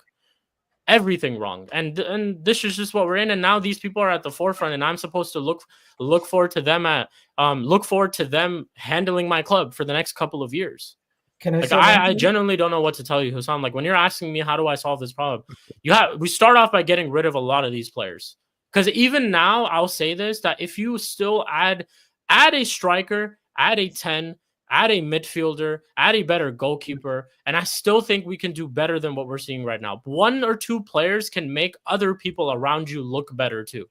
When you have a front three of 2 scrub players like Garnacho and Højlund, I don't know what genuinely you're going to expect. It's no surprise that Ahmad was our best attacker in that front three. No surprise. All right. So, guys, what do you want to say about United? Let me jump in. Shik, you started off the part where you said Newcastle United were going to win this game. Everyone already knew that. Yeah. And I think that perfectly explained this. Now, the second thing is, Man United losing in the Premier League every single game from now to the end of the season, they're not going to get relegated. They're not going to get into European spots. Their Premier League season's finished. Luckily for them, they could lose every game and they still won't get relegated. So why should they give a fuck? Forget about the league. Focus on the Europa League. There's a possible 3 games remaining from you winning the actual trophy. 4 games remaining until you actually win the trophy. So if they can win a cup and they can get Champions League football through that, they could be the first team in friggin' Premier League history to be finishing like 15th, winning the Europa League and getting Champions League football. It would be crazy. These are all like massive if, buts, and maybes, though, Egal. Like, if I ask you right now, do you think we're going to win the Europa League? No, but my point is you should exactly the point. So it's no point about like if no. Let me finish. That. Like my point is about the game that happened this weekend. You got your ass handed to you. Yeah. Newcastle are categorically a better team than you. They're better 100%. Defense, better midfield. All of you guys are. Even Spurs to a certain extent, yes, they're below us, but they've whooped our ass all season. There is numerous teams. All of you guys are. There's numerous teams in the league that have numerous better players than you in many positions. Man United need to rip the whole team out and start again. But the best way to do it is to sell some of the players you might not want to sell to get funds. Because I don't think any of these any player in your team right now, you don't have any building blocks. Ahmad is probably the only one. Manu himself, Euro as well. Like our Manu himself, I don't think he's good enough to say he's guaranteed going to be starting in the team that's challenging for a league title. So, yeah, I'm just looking at Man United. I'm saying, forget about the league title. Forget about the league campaign. Focus on the Europa League. If you lose your next game in the league by 3-0 again, you really shouldn't give a fuck. You're right. Like when you said about the Newcastle thing, that's why like I kind of don't understand. That's how literally you know that Man United are finished. And Roy Keane mentioned this. He was like, when you start picking and choosing which game is important, that's when you know your club is done. Yo, Shik. Yeah. We ain't important, man. We ain't important. There you are. I'm telling you already, bro. You're gonna win that game. Like that game, consider it 3 points. I've had enough of considering United as 3 points. No, please, I need your help. It literally didn't work earlier on this season, bro. Stop it. I have one win against you in the league since 2017. Why can't you guys just consider United are your bogey team? Wait, you have United. You said it didn't work. You said it didn't. You said it didn't. I'm asking him to play the kids. Yeah. Hey, that's also in the Europa League. Lewis, one thing about Chelsea, they play Arsenal, Man City, Liverpool. They give us tough games. They play teams like Aston Villa. They play Man United. They forget how to play football. Just say it as it is. Yeah, certain pretty much. Even Lewis would agree. certain teams. Bro, our only win against Man United in the Prem since 2018 was literally by accident and due to their own incompetence.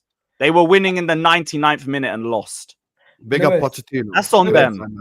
Lewis. Great man, man. I will fly It as it is.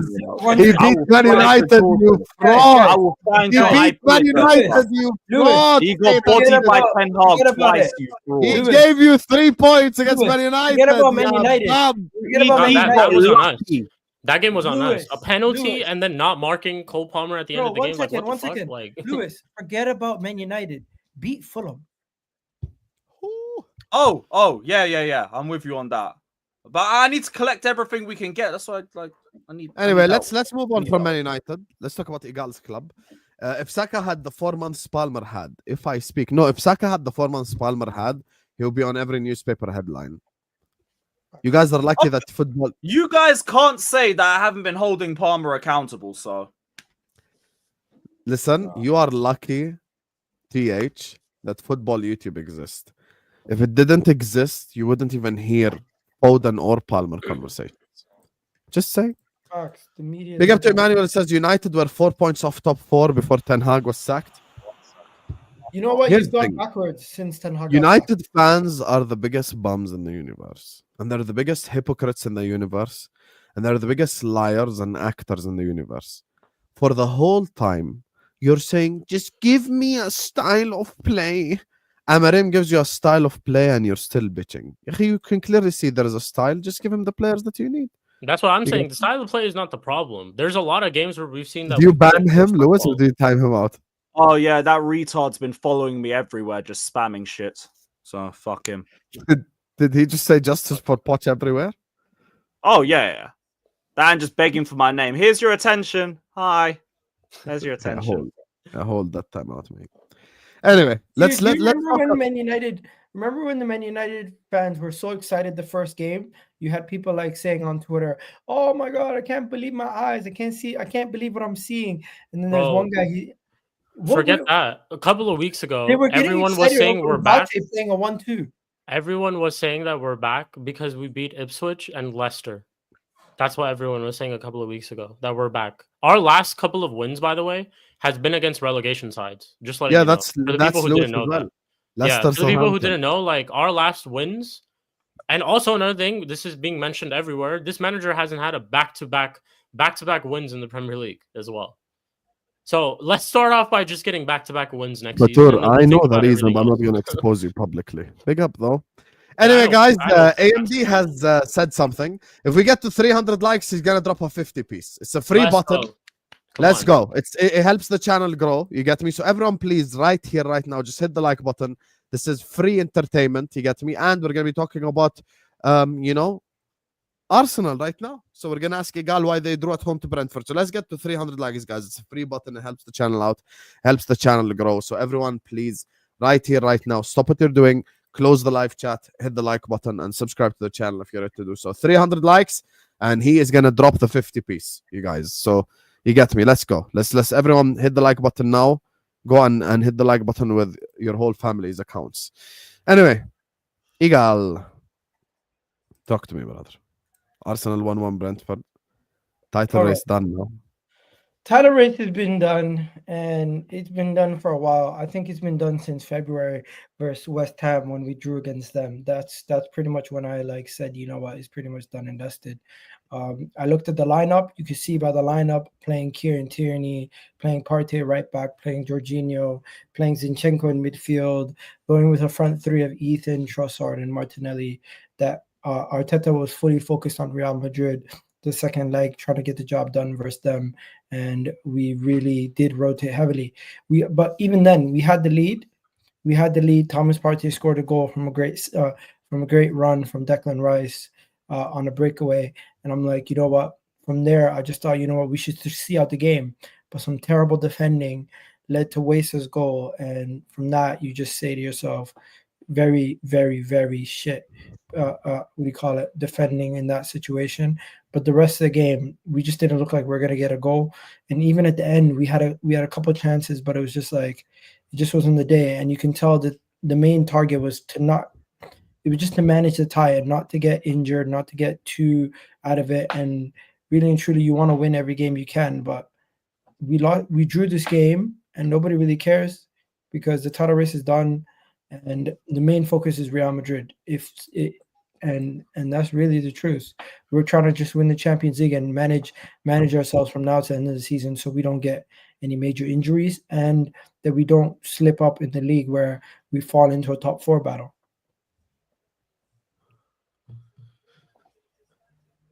You guys have anything else to say? I watched the game. It was a bit of a tiring watch. Surprised Brentford got an equaliser. It did feel like it was a bit against the run of play. Yeah, they didn't do anything the whole game. Nah, they really didn't. Good counter attack from Rice for the goal, and yeah, like that's about it. Like the draw don't even mean nothing because fucking Forest lost and we drew. It don't even mean nothing. Personally, the biggest thing is the Champions League right now. You're still in that, to be honest. You Yeah. go through past Real Madrid because I thought this. And everyone below you is too stupid to even capitalize on any errors, so it don't matter. Yeah, so it's like Champions League. I think is where everyone's. When I say everyone, I say Arsenal Football Club. That's where their sights are on. Because we'll start off with this. Do you think that tie is over, Egal? Because I think it's over. That Madrid Arsenal tie. Yeah, I think we should beat Real Madrid on Wednesday. But I do find it weird, all the content that they've been doing. Like Real Madrid, the way they run their media circus is ridiculous. I've seen because you lot got them rattled. I've seen the same post about comebacks and the belief and the motivational speeches, and Ancelotti will be sacked if they don't win. Did you see Ancelotti raised his eyebrows aggressively after the game? And today, I honestly think it's like a signal. I think it's like a signal. It's like a back call. It's like, we need help. Raise my eyebrow. To be honest, he's kind of been saying things like this all season because they've had some terrible results. Like they've lost to who did they lose to? Betis, of course. They lost to Valencia, I think, if not. They've had some terrible results, and you always hear like him after that be like, "We're still good. We're still fine. This is still Real Madrid. This is what we do. Like we'll have setbacks, and we come back and we win, and all those type of things." This kind of tells me that it's like his tenure at Madrid is like the time's ticking. Like he could be gone. Like he could be gone for sure. He's done, and I think it's a situation where at this point of his career, he's no longer a coach where he's coaching, drilling the players, getting them to play his way. He's more just letting them play and getting them to adjust and like managing more. Yeah. And it leads to a situation. Guys, by the way, where we're 40 likes away from 300. Let's get them. it leads to a situation where they look so disorganized. Like we looked better drilled than them. They didn't really look like they were going to do anything. You were the better team from minute 1 till minute 90. You were the better team. I thought they had some good chances on the counter to start the game. They had some good chances on the counter. But yeah. Can I ask you the $1 million question? Hmm. What happens if Madrid come back and they win 4-0? They're not going to come back. I'm saying what if? Bro, there's no chance. We haven't conceded more than 3 goals since we played Luton Town at their ground. There's no chance, but crazy things have happened.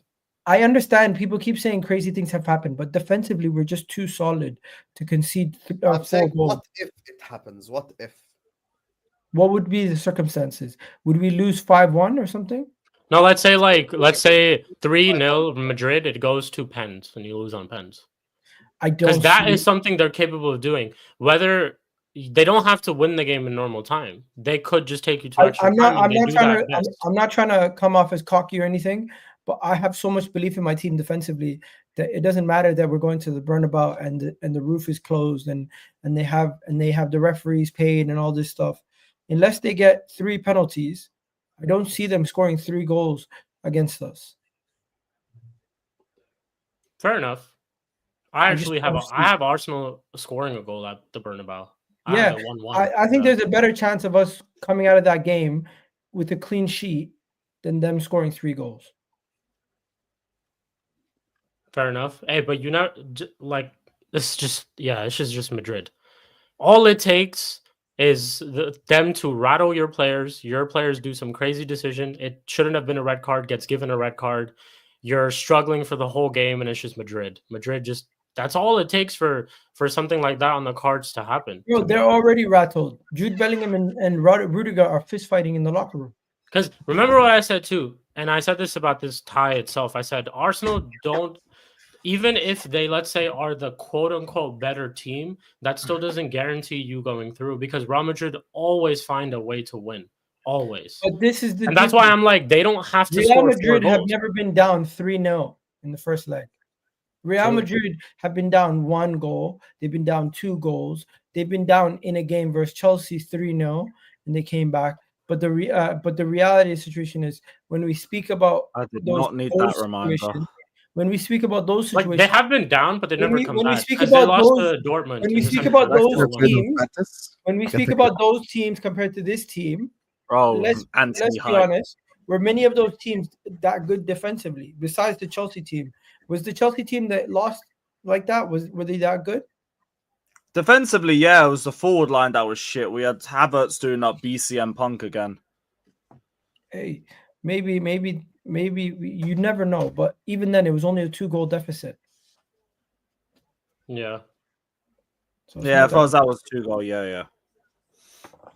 Yeah, I mean, it's just, I think the tie is done, to be honest. But you know something? I just looked at it. All those just got not comebacks, score in the first all- half. I all think if those Madrid get an comebacks- early goal, long yeah, if day. Madrid get an early goal, it's on. The game's on. Like, the If you game get to half time at 0-0 or even with a goal, done. the Madrid And 1 comeback, goal at any point, I think it's done. the Madrid If comeback. Arsenal score 1 goal at any point in time, it's done. Oh yeah. The Madrid comeback thing is hilarious and everything. That everyone keeps saying they're gonna come back, they're gonna come back. But if you look at all the comeback scores that they've had, it's like 2-1, 3-1, like 3-2. Any of those score lines happen on Wednesday, we still go through. It's literally they have to beat us 3-0, or they have to beat us. What do you call it? They have to get 3-0 to get to overtime to penalties, or they have to beat us 4-0. I just think it's such an uphill battle for them, and the way they look so disorganized offensively that I think we're going to be good. I'm confident in my team, but the trending topic was not even about Real Madrid on Saturday and Sunday. Gary Neville was in the United States, and he was on CBS. Was it CBS? And he said Arsenal regressed. NBC. He didn't say Arsenal regressed. He said he used the word backwards, and people were like, "How can you say this team? How can you say this team's gone backwards based on the fact that what they're doing in the Champions League?" And then he does. He caveats it by saying, "Well, if they win the Champions League, they've gone forward, but based on the league alone, they've gone backwards." I'm like, you could say, yeah, we haven't gotten the same points total. We haven't scored the same amount of goals, fair play. But overall, the run of the whole season, I think Arsenal, you have to factor in what has happened to us to get us to this point. Plus, also, Here we like, go. You said you I told think- me on the I think video, Egal. Hussam, I think this is two different Don't conversations. make me play it in a new tab. This is two different conversations. I think he's being Sorry, disingenuous. guy, I'm not getting that if I finish on less I points. think he's being disingenuous when he says Arsenal have gone backwards, and he doesn't mention any of the issues we've had. Okay. Hey, that's fine as long as I can do it. 1 second, Lewis. But I also say this though is like, no, there's no. he can't. No, but I think that's disingenuous. Honest thing I'll ever say to you guys. Honestly speaking, I am really sad this season. During the season, I've been really sad. And this game versus Real Madrid gave me the most happiness I've had all season. So in honest truth, you guys do deserve it. But but from my perspective as a fan, I'm gonna look at it from my perspective. Now listen. And that's why I say what I say. Because I'm looking at it from my perspective on why I didn't win. I'm giving myself excuses on and outs for why my team is not doing what they're supposed to do. And it really hurts because bro, how are we doing this for 2 years, back-to-back years versus Man City, and we come this close? We go versus Liverpool, and it's like, we can do it. Man City's no longer here, and we don't do it. Bro, it puts a tear in my eye. It makes me sad. I broke Egal chat. He finally said the truth. We got honesty. And if you want to use your logic, watch this, Lewis. This is me using his logic against. Guys, this is Hussam using Egal's logic against him. The only reason why Arsenal beat Real Madrid is because Mendy was injured and Carvajal was injured and Militao was injured and Carvajal was injured. And it's because Tchouameni was suspended. The only reason why Arsenal beat Real Madrid 3-0 is because Real Madrid had all those injuries and so much adversity coming their way. So that's the reason why they beat them 3-0. And actually, guys, have you noticed? This is the weakest Champions League ever. 6-time Champions League Liverpool winner. Liverpool have been knocked out. Manchester City, who won the Champions League 2 years ago and are Premier League champions, were knocked out because of this new format. Egal, that's what you said all Premier League season long. And now I'm going to use that against you. Everything I have just said for the last minute has been... So now every time you say injuries, I'm just going to play this video, Egal. Every time you say injuries, literally. No, thank you. So you're actually giving me an out with a lot of Arsenal fans. I know. There's two things. One, W clip, by the way. One is when I'm speaking about my club, I cannot address what's gone down with my club. I'm not talking about Liverpool winning the league or not. I'm just strictly speaking about why we have not had the same level of consistency as last season. Tell troops as well. I'm going to come for. I hear that, but I think it's more Arsenal. Can't he mention the fact that he's missing a Ballon d'Or winner? Oh, okay. What? Yeah, because he's saying the same thing. If we had Saka blood, we would have won the league. No, I'm not saying if. Forget about if. I'm just strictly speaking about when somebody says Arsenal have gone backwards and they don't include any context. I have a problem with that. Include the context, then we can have a conversation. No. You're not a man of context, Egal. Don't do that. No, I agree with you on that. I don't think Arsenal have gone backwards. Like, then that's where you do bring up the injuries and stuff like that. That's not saying you've gone backwards. No, we're not doing that. No. Yeah, but that's what Gary Neville said. Yeah, that's what Gary Neville said. Gary Neville actually sat there and was angry that the man mentioned injuries and said we can't have a conversation about Arsenal going backwards without mentioning injuries. So I actually heard it. I think you're talking about Robbie Mustoe, right? So the other guy was basically saying that, Arsenal have had injuries. Look at Liverpool. That's where I disagree. Now that's you bringing up an excuse of why you haven't won it by bringing up Liverpool, saying they haven't had any injuries. Look at all the other teams and they're all performing well. They haven't had anywhere the injuries amount that Arsenal have. That's where I disagree. But the part where Gary Neville said that Arsenal have gone backwards, I don't agree with. Like, I disagree with that too. Because that's not true. I don't think you can say that based off of just what they're doing right now. If they've gone backwards, they wouldn't have had the result that they had against Real Madrid. If you're saying that they've gone backwards, that means they're not even remotely close to the team that Arteta has built for them so far. And even though we criticize Arteta for not getting them over the line for winning a trophy, you have to give them credit for he's built this foundation for this Arsenal team. The reason why they were able to compete against the likes of Real Madrid is because of what he's built so far. So I don't think they've gone backwards in that sense. But I disagree in the part where he said, like, you have to look at Liverpool. They've barely had any injuries. I think that's an excuse. Like, I just think that's an excuse. Guys, we need 24 more likes and we're going to hit 300. If we hit 300 likes, AMD is going to drop the 50 piece. So everyone please hit the like button right Jacob now. here? Like, ASAP, 300 likes. Vator, you want to say something about Arsenal? Jacob is coming back now to talk about the cock-chair Spurs. He's in 17th. Jacob's in 17th. So I don't think he's got much to say. know that. But he's asking your opinion on Arsenal. My opinion on Arsenal with regards to this upcoming Champions League, with regards to the league. What do you want to hear? What do you want to hear? Do you think Real Madrid can come back against us like they did you? Do I think Real Madrid can make a comeback? They're only 2 points off, though. 2 points off. No, they're 2 points off 17th. Spurs. Yeah. They're down bad. Wait, that means we're fucking hell. Fucking hell. Because we're only a point above Spurs. You're 3 points off. Yeah, that means we're 3 points off. Oh, wow. I understand why you covered up the face, Shik. I understood why you had the face covered up. I swear, if we load a 1-1 against these lot, you know it's going to be a 1-1 as well. You know what the scariest part is that we're going to miss another 50 chances and cross another 20. And you know, like one of Højlund or Garnacho scoring against you as well. The scariest part is that we're 3 points off of 17th, and we're still somehow saying that this league is shit. Imagine if this league was actually good, where the fuck we would be. Genuinely. I can't believe that. You're 3 points off 17th. It's tough, man. We were never that bad. No. No, you weren't. No, we were never. No one was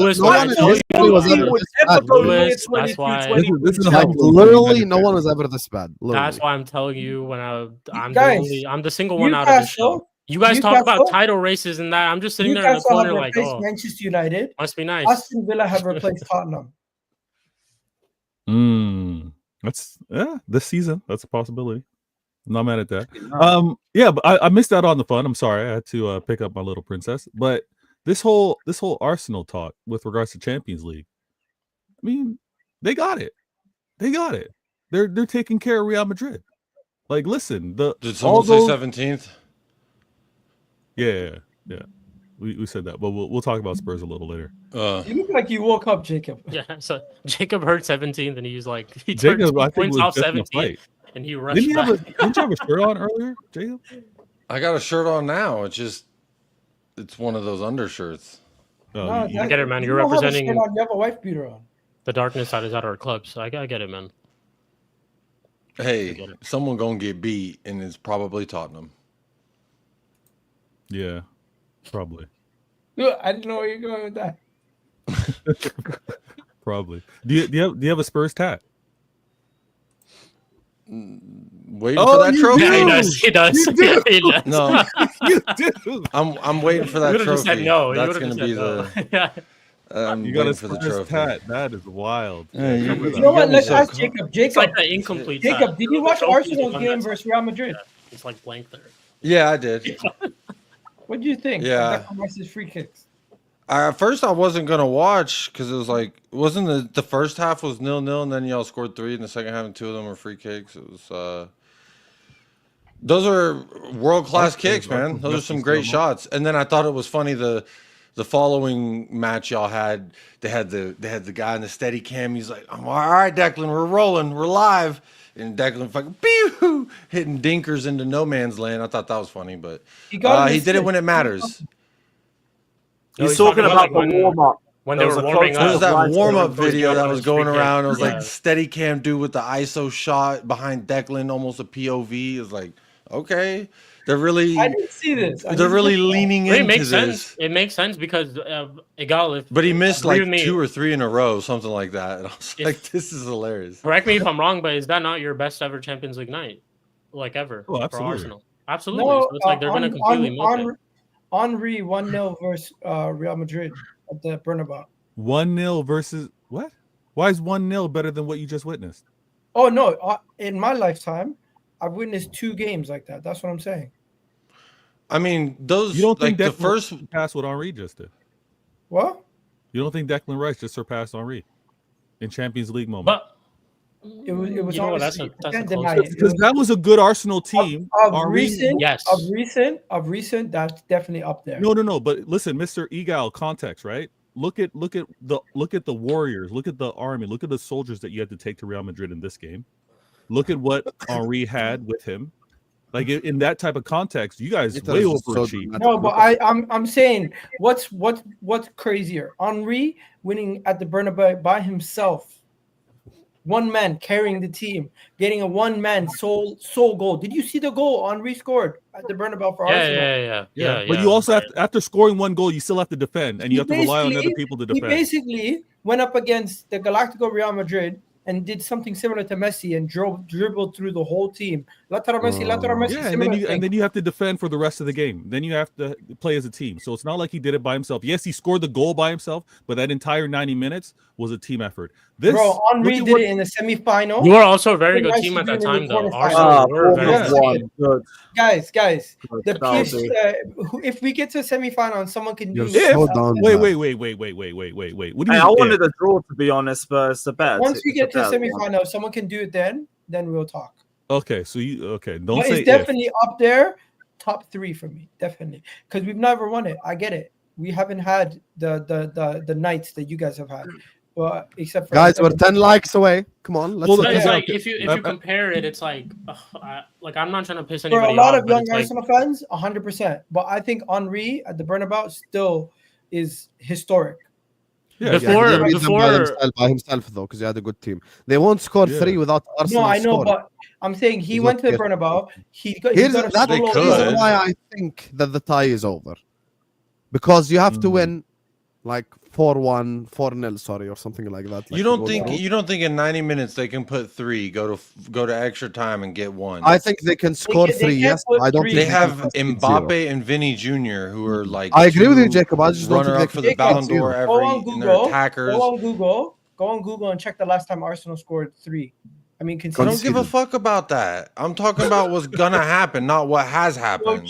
Go check the last time we conceded 3 goals. Then Yeah, you'll but it's understand. also like I could say the That same means thing. 0 to When was the me. last I'm time not gonna City I'm not gonna conceded waste 5, my finger and then they mobility conceded 5 against typing on the against keyboard. Arsenal. Some It's dumb. like one of those type of things. Like, We're gonna When's the see last an time y'all Arsenal conceded 3? defense. Look, I'm just Arsenal saying. are Than what they missing did their best in- defender in Gabriel. That is a.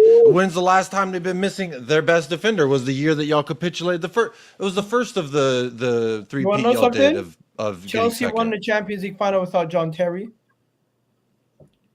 You're talking about winning the Champions League. Oh yeah, they That's lost the one he different. played in. That's Yeah, different. you talking about winning the Champions League? Yeah, that's why we're here. But also, like, don't No, forget, you really are better check talking a United UCL save win the now. penalty. Is that what you're doing? No, I'm saying you can win. You can heard still me. win without your best one of your Oh, best yeah, players. so buddying with United now, fucking Red Brothers.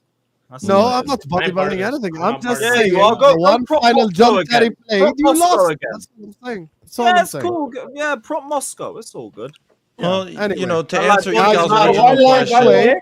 By the way, Big up everyone where locked in. is the Egal, final? There's Where is the people on final? limited Where we time. I lost just want 2-2? to get Jacob's thoughts on Spurs Munich. before we head.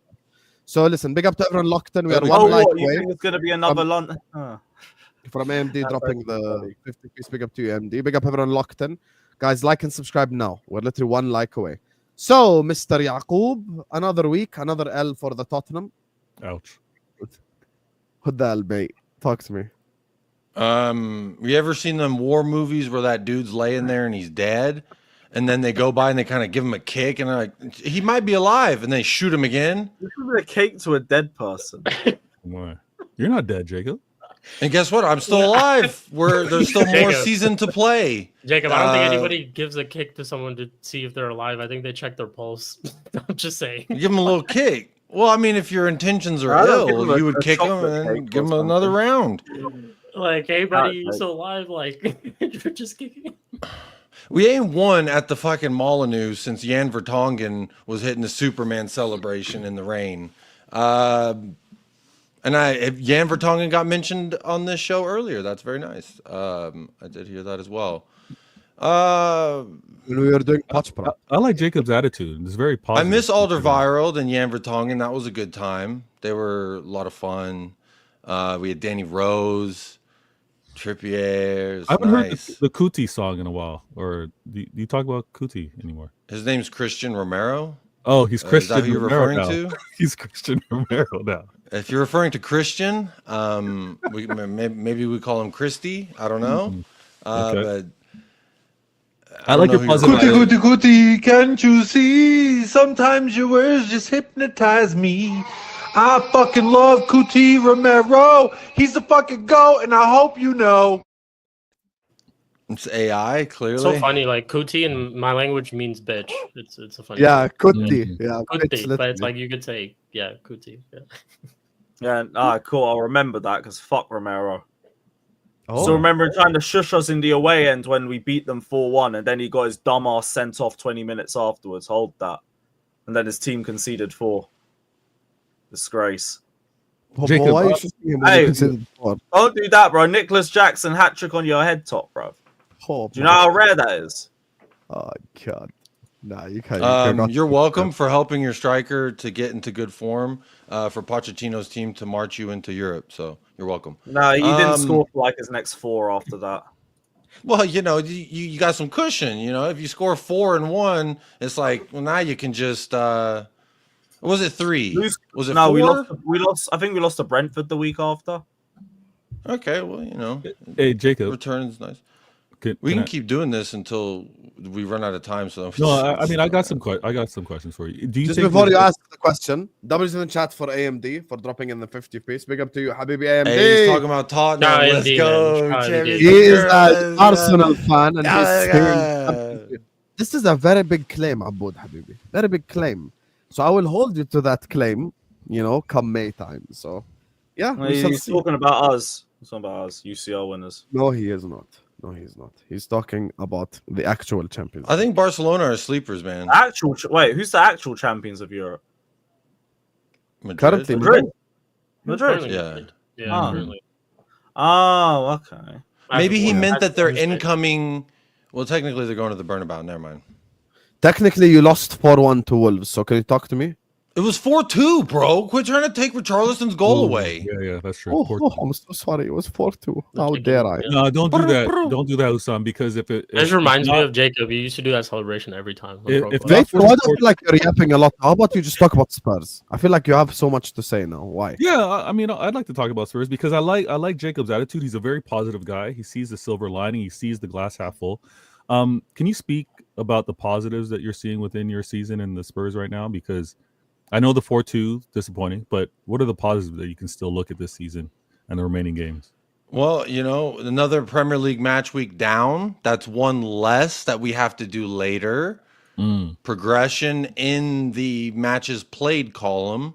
You gonna do any favors for Lewis and myself that are trying to get this top four with Forest, or getting a win versus Forest, or a win versus Aston Villa?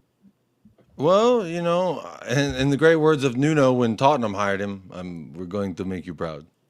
Whatever that means, we're going to make you proud. I really think Spurs are going to get to the next round of the Europa, but I think United are going out. Dude, I'm not going to lie. Going to Germany. Okay, so no one in the Premier League has lost more away matches than us other than Southampton. Which they're automatically relegated, which, by the way, Ange Postecoglou sacked Hasenhüttl. He sacked whoever the fuck the NPC was they just sacked, and he relegated him, gave him a little triplet on the way out. Why are you bullying them? They're 20. Why are you bullying Southampton? Hey, 17, bro. I'm looking down on them motherfuckers. You know what I mean? Hey, I'm up. They down. That's it. Like picking on the disabled kid in school. Like, what's wrong with you? Why are you talking about Southampton? Because we beat them, and every time we beat them, they sacked the manager and got relegated at the same time. I think you're going to go to Germany and win. I'm convinced. I don't, because that aforementioned team we were just stepping all over, they if the fixtures were reversed, I would have had more confidence. We go to AZ Alkmaar in the Netherlands, and they rattle us. 10 people at Tamworth away were enough to rattle Brennan Johnson and company for fucking 120 minutes. And you're talking about we're going to go to Frankfurt, who they've lost 4 home matches this whole year, I think. Is it over? Is it over for Ange? I think what they do, it's that schnitzel. They be serving stale schnitzel. I'll remind you of this. Bro, you ever seen Cheech and Chong where they're in the car and they're like, are we going? Are we driving? Or are we sitting still? And it's just like, they don't know. I don't know. No one knows. I'm just in the fucking car, and we're either going to crash or we're not moving at all. And, you know, if we don't crash, that's going to be a win. And if we get past Frankfurt, that'll be miraculous. It'll probably instill a lot of confidence in them and then in myself. And I'll be talking my shit for a good 7 days at least. Okay, fair enough. And then if we play Bodo Glimt, that's even nicer, but it would be us to lose to Bodo Glimt and let them get to a European final. Or it would be Spurs of us if we went to the final versus United and we've beaten them 3 times this year, but we can't in the final. That would be comedic. Who's this? And then Shik gets a European trophy, and you know everyone's enjoying themselves. Who's this new? I know you got the super chat, but who's this new guy you hired, like from Arsenal? Who's this guy? Oh, Vinay. He's a guy. He's gonna wear a suit and he's gonna be in the office with all those people in the office. Okay. His name reminds me of. Maybe I shouldn't say what his name reminds me of. No. Big up to Muhammad Farad who says, Sam, remember Arsenal versus Barca 3-1 final, inshallah. You're booking Barcelona of like a flight to the final when I really think it's gonna be Inter. So I disagree on all accounts there, but fairs. And W's in chat again for AMD, who dropped another 50 piece. Inter ain't doing shit. AMD, man. He says, hold it, bro, I believe. Inter can't even get past Parmesan cheese. Parmesan cheese loses to the greater. Spurs win Europa and Arsenal win champs. Oh, I'll wake up from that nightmare and continue on in my day. That ain't happening. You give Arsenal no hope of winning UCL? No. They got no heritage. Go do it. We gave them no hope of beating Arsenal, to be fair, and they've beaten them. Who? They're not going to win the Champions League. Madrid, like, we didn't give them hope against Madrid, but they did it. Yeah, congratulations. They had a really good performance. They're not winning the Champions League, ain't they? I said this, so I'm like, no yeah, worries credit to them. whatsoever about that. I'll be worried when they do it. Credit to them for winning, but like I've been saying this, like this is nothing different from that 5-1 against City. Great performance. Well done on the night. You look like the better team, but ultimately probably means nothing for your season. You're not going to win you're not going to win the league. You're not going to win the Champions League. So the only thing is the Ancelotti eyebrow. He raised his eyebrow in the press conference after he was like, "Oh, really? No one has ever come back from 3-0 down." So Madrid haven't. Last time Madrid had a 3-goal like deficit, I think it was against Dortmund when they were down 4-1 in the semifinal, and they didn't come back. You could argue that was a better team. That Ronaldo in that. You know, Abud, if you believe it, fair enough. But I don't know, man. I see Inter going through to the final. And if Inter go through to the final, Simeone Inzaghi is the biggest terrorist left in Europe right now. Like, that guy does not just park buses. He parks trains, bro. So I'm telling you right now, like, nah, he does. And that Inter team's going to be hungry. That heartbreak 2 years ago. Yeah, he had the heartbreak against, like, City and stuff. So Inzaghi, the way that he defends, it's just... These guys, they'll just be happy to be there. They'll start taking pictures. But here's the thing. The way that Inzaghi defends, you saw it with your own eyes when you went to the San Siro. You literally saw it with your own eyes when you went to the San Siro. The way that they defend is not normal, bro. Like, they are just so, like, on top of teams, bro. Like, they're just completely defensive, and they just don't allow you to create anything. So, yeah. Hey, if they play Barca when they go to camp now, just invite Jose Mourinho, just cause. Just invite him. Yeah, just have him there. Just have him there, and you'll be fine. Just have him there, and you'll be fine. Yeah, just have him there. So, Jacob, how do you underestimate Inter? I'll tell you, because they can't get past Parmesan cheese. Parmesan cheese loses when it goes against a fucking cheese grater. All right, and I got a good cheese grater and I got a shitty cheese grater, and guess what? Both of them are able to demolish Parmesan cheese, but fucking Inter can't. All right, but they're supposed to do something. All right, Lautaro Martinez is a fucking fraud. He's an actual. He's like. Got the body of a center back, and he plays like a goalkeeper up front. All right, fuck that guy. Let's talk about Harry I think Kane. Nunes is better than Lautaro. Nunes has more weapons than Lautaro Martinez. Yes, Lautaro Martinez. Darwin Nunes. Harry Kane. Flopping for Darwin Nunes has more qualities. Just want to wrap up. Let's really hate him. Yeah, no need. Anyway, I think he's a bitch. Did Jacob finally say he gave up on Ange? No. Ange might win Europa. He's not sitting on the hotel chair, apparently. What I will say is this: if you missed what I had to say about it yesterday on, Ange is going to resign at the end of the season, regardless.